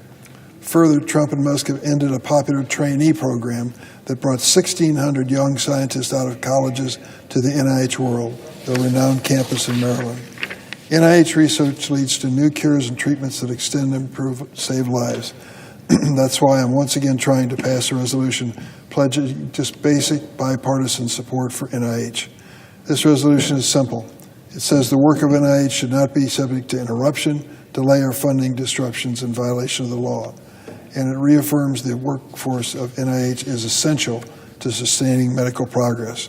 For kids like DJ, for people like my friend Brian Wallach, who's fighting ALS, for every family out there dealing with life-threatening diagnoses, we cannot, we must not stay silent in the face of Donald Trump and Elon Musk's assault on medical research. I will never stop fighting to protect NIH and the medical research it supports. I hope that it will become, once again, a bipartisan effort. And so, as if in legislative session, I ask unanimous consent that the Committee on Health, Education, Labor, and Pensions be discharged from further consideration, and the Senate now proceed to S-Res 93. Further, that the resolution be agreed to, and the motion to reconsider be considered and made and laid upon the table. Is there an objection? President. The senator from Oklahoma. I object. The objection is heard. Mr. President. The Democratic whip. I'm disappointed. I hope I can appeal to my friend from Oklahoma about how important this is to every single state. It's certainly important to my state of Illinois, where we have thousands of researchers and millions of dollars being spent. But it's also important to his state. Oklahoma has some very valuable laboratories and hospitals that do research as well. I'd like to just give you some examples. Each year, Oklahoma receives $160 million in NIH funding. This money supports 2,500 jobs in the state of Oklahoma and $450 million in economic activity. The top NIH-funded research in Oklahoma is the University of Oklahoma. It receives $80 million a year. With this funding, researchers in Oklahoma have recently conducted medical research on slowing kidney disease progression, improving brain function after strokes, and how changes to cell activity can slow progression of Alzheimer's. Senator Mullen, I know, is a proud graduate, I'm sure, of Oklahoma State University, which receives $15 million in NIH funding annually. And so, Mr. President, I hope I can appeal to my colleague and others to take a close look at their own home states of how this medical research makes a difference in their states and will make a valuable difference in the quality of life for Americans across the board. And I yield the floor.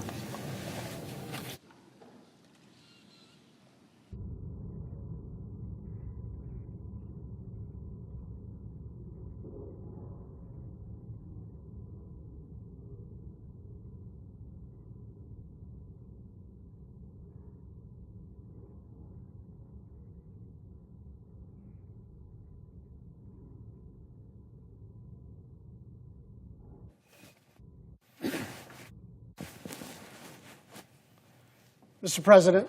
The senator from Hawaii. Mr. President, we're 50 days into Donald Trump's second term, and the American economy is already in free fall. Prices are soaring, stocks are plummeting, and people are panicking about a recession. None of this was inevitable.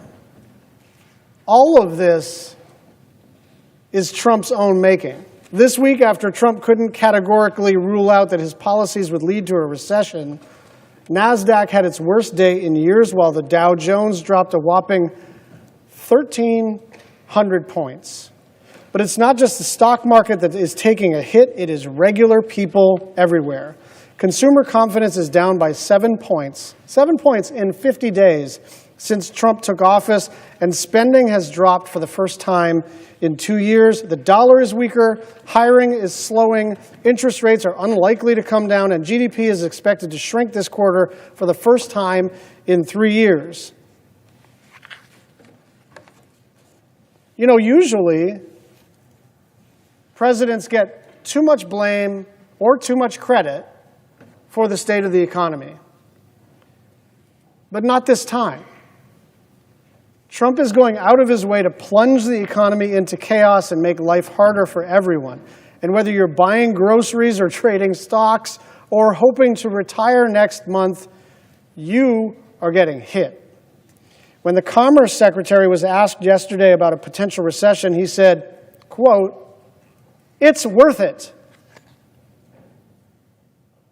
It's worth it. They actually think a recession would be worth it. And if the economic numbers coming in are bad, if they show that the economy is shrinking or the costs are rising, their solution is to cook the books, to make them seem better. Because when the data is bad, change it.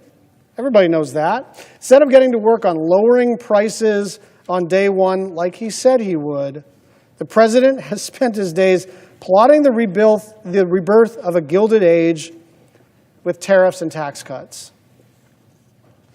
That was a time when the rich got richer while everyone else got screwed. Trump tells a different story. Quote, "We were at our richest. We were at our richest from 1870 to 1913, he said. That's when we were a tariff country. We were a very wealthy country, and we're going to be that way again," end quote. And so I just want to make clear, yes, I'm a partisan. Yes, I think Donald Trump is screwing up the economy. But it's really important for us to understand they actually do have a theory of the case, and that is the golden age from 1870 to 1913. I didn't say that. The president said that. I didn't say, hey, these guys think a recession is worth it. They said a recession is worth it. It is true that in the Gilded Age, some people were very wealthy then. Robber barons and business tycoons built enormous empires on the backs of working people who had little to show for it. Profits boomed. Billionaires emerged. Regular people suffered in tenements and on factory floors, and poverty was everywhere. But the Gilded Age is exactly what the president is trying to recreate. Whether it's tariffs on our largest trading partners that will jack up the price of our food or our homes or our cars, or mass layoffs of the people who inspect our food or keep the skies safe or care for our veterans, or the tax cuts for the richest people to ever exist, funded by slashing regular people's health care and hard-earned retirement savings. All of this is about taking money from people who don't have enough and handing it over to people who already have more than anyone has ever had. Whether you voted for Trump or not, whether you believed he would be good on the economy or not, whatever sort of side of the political, tribal, ideological, partisan, algorithmic divide that we are all experiencing in our little filter bubbles on Instagram and TikTok and Twitter and wherever else we get our disaggregated information, this economy sucks. People are paying too much, and it is the intentional policy of the president's economic team to recreate a time when, until just about 50 days ago, everybody agreed we should never go back to that time. Kids working on factory floors. People working 70 hours and not able to feed their family. Unprecedented disparity between the extremely wealthy and everybody else. That's what they are explicitly going for. This is not me putting spin on the ball. That's what they're saying. That's what the Commerce Secretary is saying. That's what the Treasury Secretary is saying. That's what the President of the United States is saying. This is their plan. And it is going according to plan. These people have the ability to short things and ride the volatility and monetize all of the craziness and make side deals and do crypto and park their assets here and there. They make money no matter what. But if you're retiring next month with a 401k or an IRA or a 403b, you just got screwed. Trillions of dollars of wealth was eliminated. And the president sprung into action. Why? For what purpose? To help his buddies sell cars on the White House lawn. I don't have a preference for electric cars or non-electric cars, or I don't care. That's fine. But what a weird thing to spring into action about when everybody's getting kicked in the face economically except his buddies. Mr. President, I ask unanimous consent that the following remarks appear in a different part of the journal. Without objection.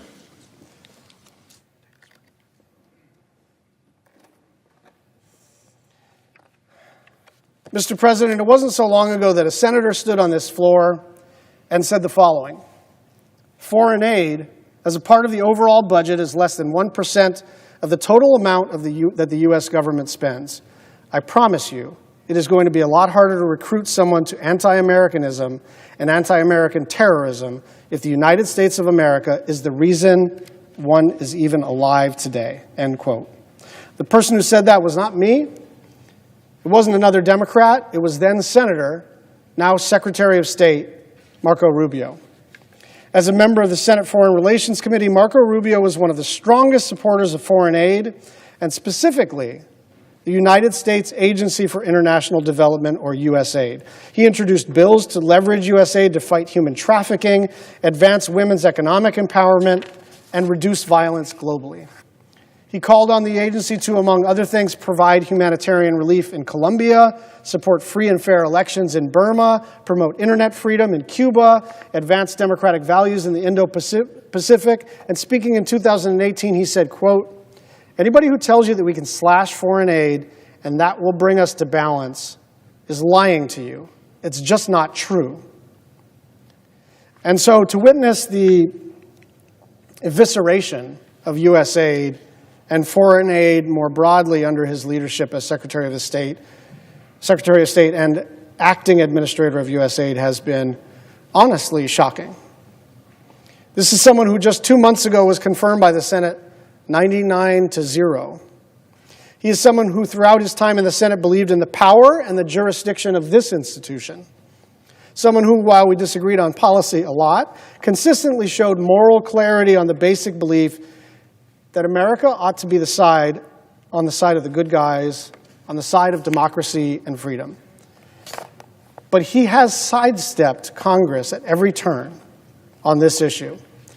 As the lead Democrat on the Senate Appropriations Committee overseeing funding for foreign and national security policy, I've been working with my colleagues to press Secretary Rubio publicly and privately for answers. We've sent numerous letters with dozens of questions, virtually all of which have gone unanswered. And these aren't out of the ordinary partisan gotcha questions. They are the normal things that your clerk from the Appropriations Subcommittee would say, like, hey, can you tell us what this is? And please inform us per the law. This is like normal, mundane, workaday correspondence, nothing. We're supposed to get notifications about changes, and we've gotten nothing. Then on Monday, 5 a.m. Eastern Time, there's a tweet from him saying that the review of foreign aid that was supposed to take 90 days is now complete, and that 5,200 contracts are gone, 83% of the whole enterprise, and they'll consult with Congress about what remains. But the last part is not true. There has been no consultation with Congress at all during this process. There has to be, as a matter of law. And the Secretary ought to come to Congress and explain to us, not Pete Morocco,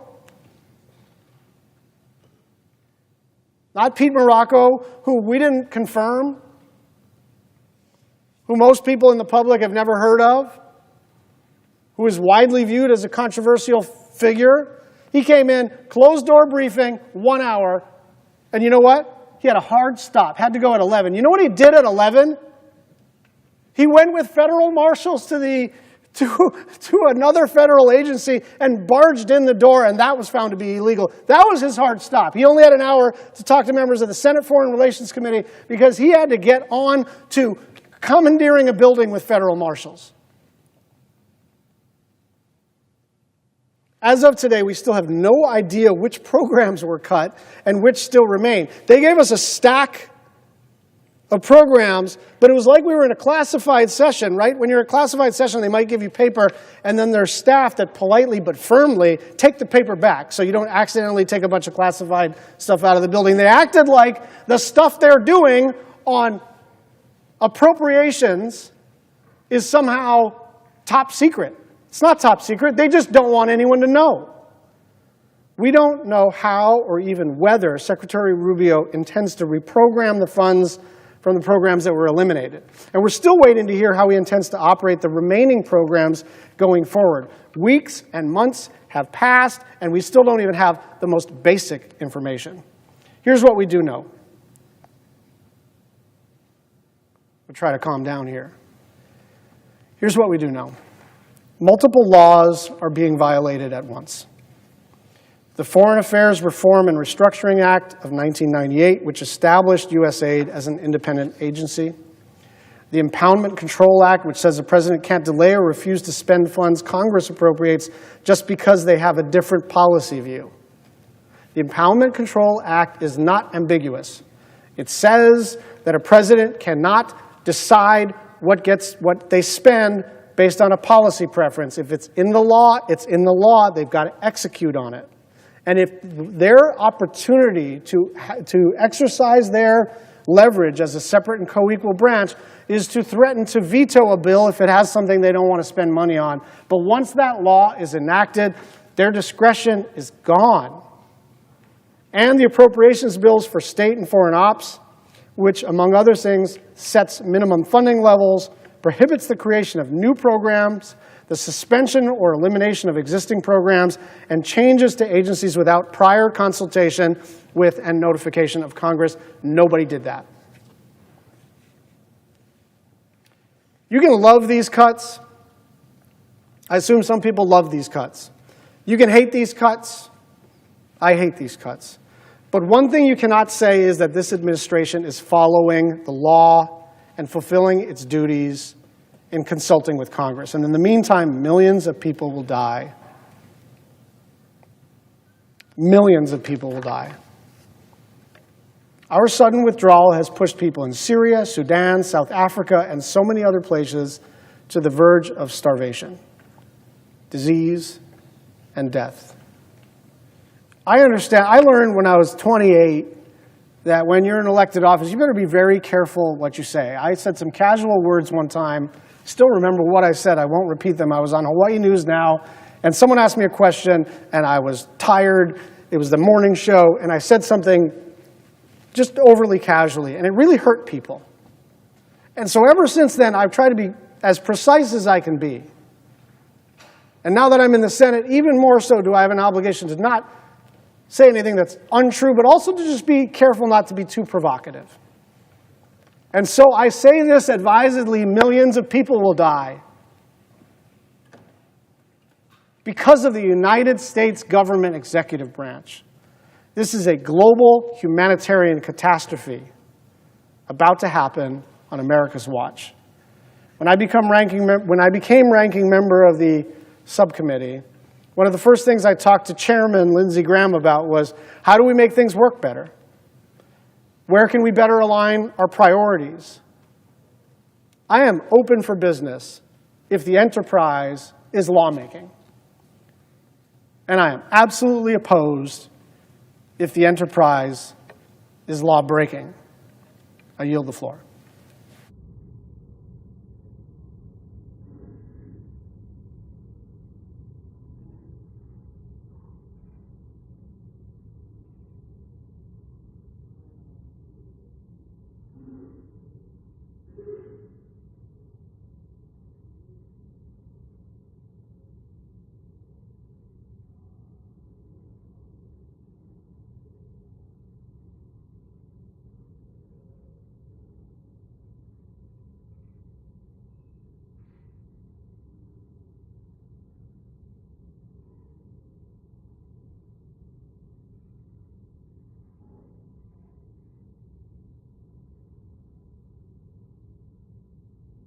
Mr. President, Senator from Vermont.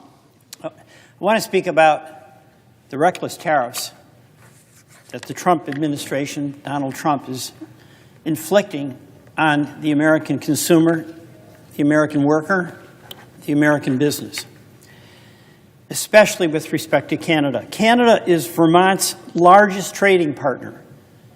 We're not alone. 34 states count Canada as its largest trading partner.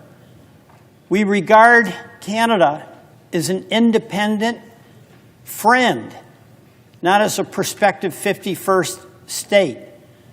And the reason we have that view towards Canada is because of the incredibly constructive and positive relationships we've had with that wonderful country for years. But with respect to these tariffs, last year trade with Canada accounted for 35% of Vermont exports and 67% of our imports and 56% of our total trade. 1 in 4 businesses in Vermont relies on trade with Canada. And Vermont's economy is almost entirely made up of small businesses. They operate on the tightest of margins. 99% of Vermont's businesses, 76,878, are considered small. They support 60% of Vermont employees. It's 156,000. And these businesses cannot afford to absorb a 25% hike on imports from our largest trading partner. Take maple syrup, for example. Vermont produces 51% of the maple syrup consumed in the U.S. And by the way, these are like small farmers or small landowners. For farmers, it supplements their income in a very difficult margin business when they're having a dairy operation as well. But Vermont's maple syrup industry expects millions of dollars in losses if the tariffs go through. And that may surprise some, but Vermont imports close to $480 million in maple products, primarily maple syrup, from Canada. And we reprocess it and sell it. The 4 largest maple syrup equipment manufacturers are located in Canada. Tariffs will make it far more expensive for our Vermont sugar producers, maple sugar producers, to buy that equipment. This is an industry that has grown almost 500% in production over the past 20 years, and we're about to let all of that growth go down the drain with these reckless tariffs. Vermont maple syrup producers are also concerned that the loss in market share will result in people turning to other products instead of Vermont's liquid gold, with customers possibly turning to far inferior but more affordable products like corn syrup or agave if the price of syrup is too high.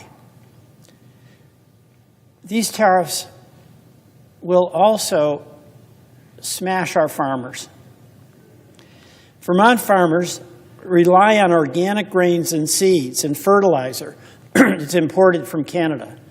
In that respect, all of our states on the northern tier are especially connected to potash and grains from Canada. And Trump's tariffs will raise prices on fertilizer, grain, and seeds, on lumber products and machinery equipment from Canada that Vermont farmers rely on. And understandably, Canada, as other countries that are subject to the Trump tariffs, are imposing retaliatory tariffs on the United States, and that includes, of course, Vermont. That's going to make our sales much more difficult. Nearly half of the farmers polled in February said U.S. agricultural tariffs would result in a decrease in exports. And of course, we saw that happen big time in the first Trump administration, particularly hammering our Midwest grain and soybean farmers. Those markets have not come back. The markets now are for Argentina and Brazil. What's the point of our own government doing something that so hurts our farmers for no benefit for the United States? This is a bad deal for our farmers during the first Trump administration. And a USDA study from 2022 found that retaliatory tariffs led to a significant reduction in U.S. agricultural exports to the retaliating partners.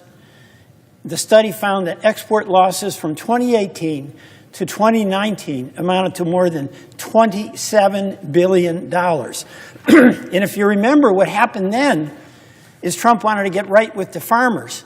So he took away their market, $27 billion in sales, and then went to the taxpayer to make up the difference for those farmers. Every farmer I know, they'd rather be selling what they grow rather than getting a government Trump subsidy. The tariffs are also going to hurt consumers. There's no question about that. Grocery prices will be up. The price of eggs is up 19% from the end of the year and could climb to 41% this year. Meanwhile, the president is reposting articles on social media telling people to shut up about the price of eggs. Did he talk about anything else during his campaign? His tariffs on Canada, Mexico, and China would directly cost the typical U.S. household over $1,200 in purchasing power. And people in Vermont, and I know in your state, Mr. President, they're struggling at the end of the month to make that checkbook balance. They can't afford that $1,200 hit.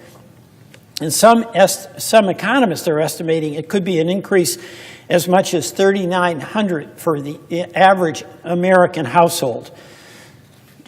Jobs and homes. The trade war could cost 400,000 good-paying, blue-collar jobs. The trade war will increase the cost of a home. You know, in Vermont, we have a wood products industry. We export timber to Canada.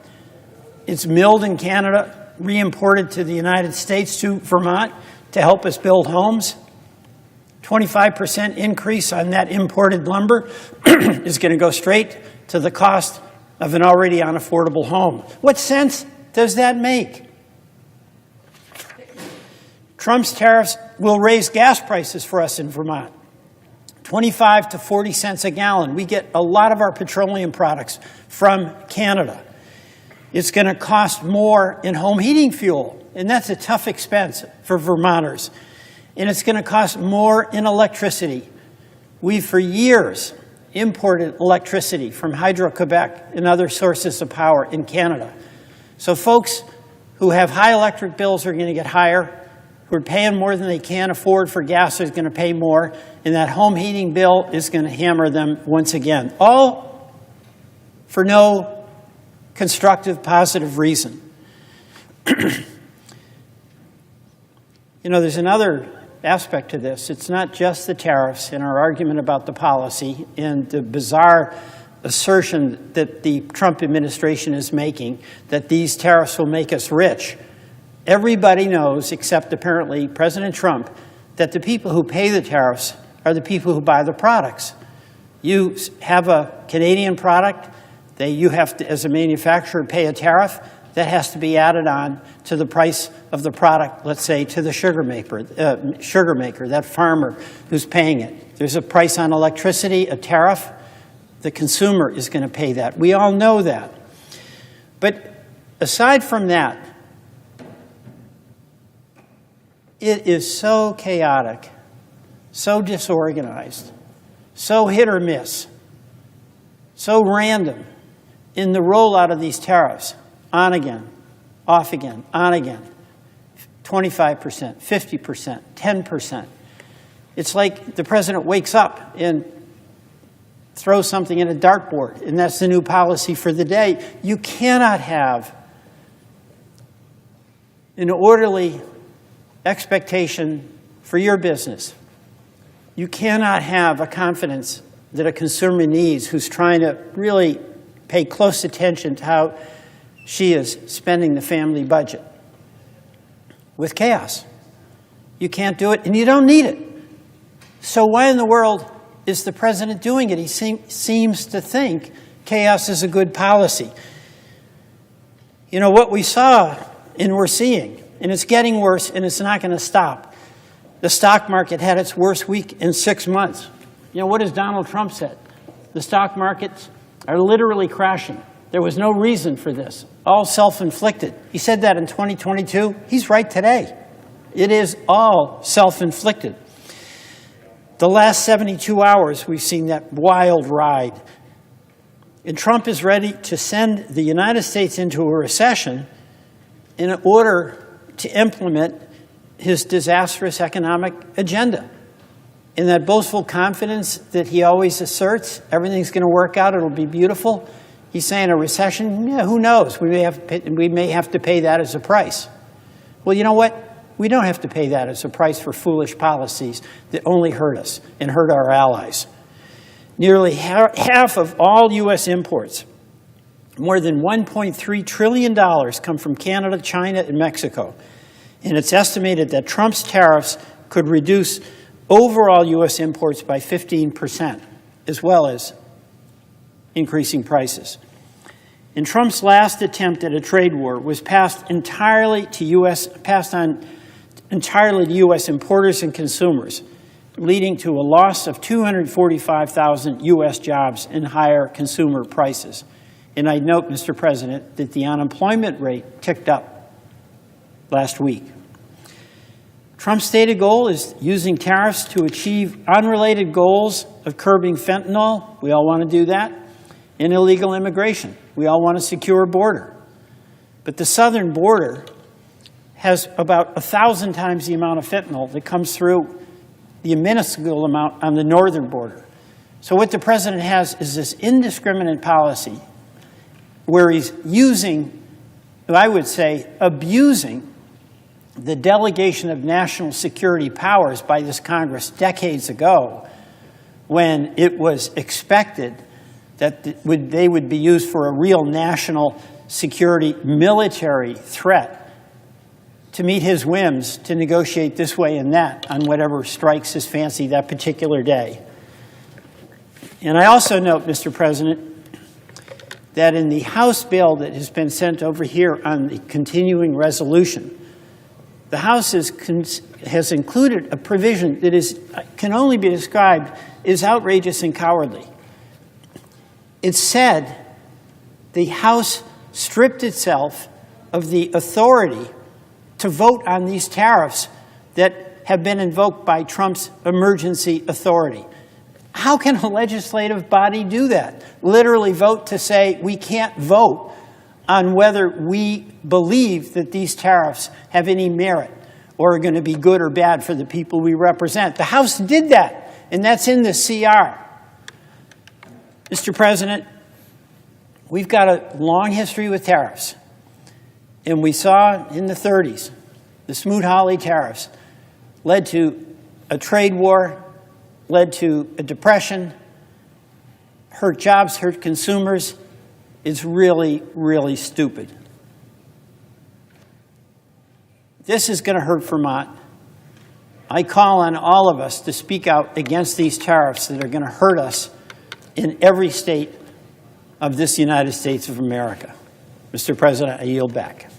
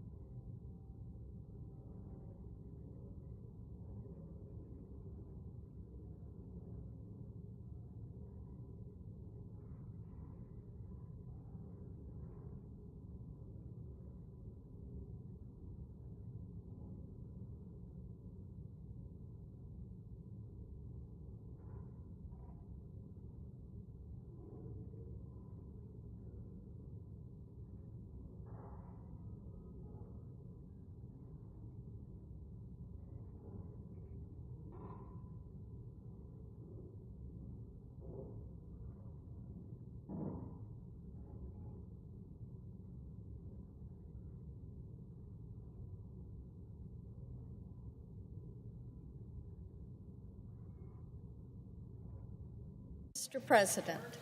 Senator from Tennessee. Thank you, Mr. President. Since Hamas' barbaric attack on Israel on October 7th last year, many of our nation's top universities have abandoned their Jewish students. Instead of providing a place to learn, they have become hotbeds of anti-Semitism, anti-American hatred, and open support for terrorism. Here are some examples. At Princeton, students have waved the flag of terror groups like Hezbollah. UCLA, activists set up barricades across campus and blocked Jewish students from attending class. George Washington University, a pro-Hamas demonstrator walked around campus with a sign calling for a final solution against the Jewish people. Columbia University, students chanted, "We are Hamas," and "Long live Hamas." In recent weeks, pro-Hamas activists at Barnard College occupied an academic building, allegedly assaulted a school employee, and handed out flyers produced by the Hamas media office. These flyers glorified Operation Al-Aqsa Flood. That is Hamas' term for its kidnapping, rape, and murder of more than 1,200 Israelis. These are not isolated cases, and Mr. President, to many Americans and certainly many Tennesseans, it seems impossible that this would be happening right here. But according to Hillel International, there were more than 1,800 anti-Semitic incidences on college campuses during the 23-24 school year. Think about that. 1,800 anti-Semitic incidences. Now, the thing that is so upsetting about this is that that is an increase of more than 500% from the year before. This shows you the organization and the intensity of these events. What we do know is that Jewish students have faced harassment and intimidation on their university campuses, and we also know that the Biden administration sat on their hands and they chose to do nothing about this. Instead, they sided with the radical activists who turned our campuses into cesspools of hatred. Now, with President Trump back in the Oval Office, pro-Hamas students and the colleges that enable them are being put on notice. Recently, Secretary of State Rubio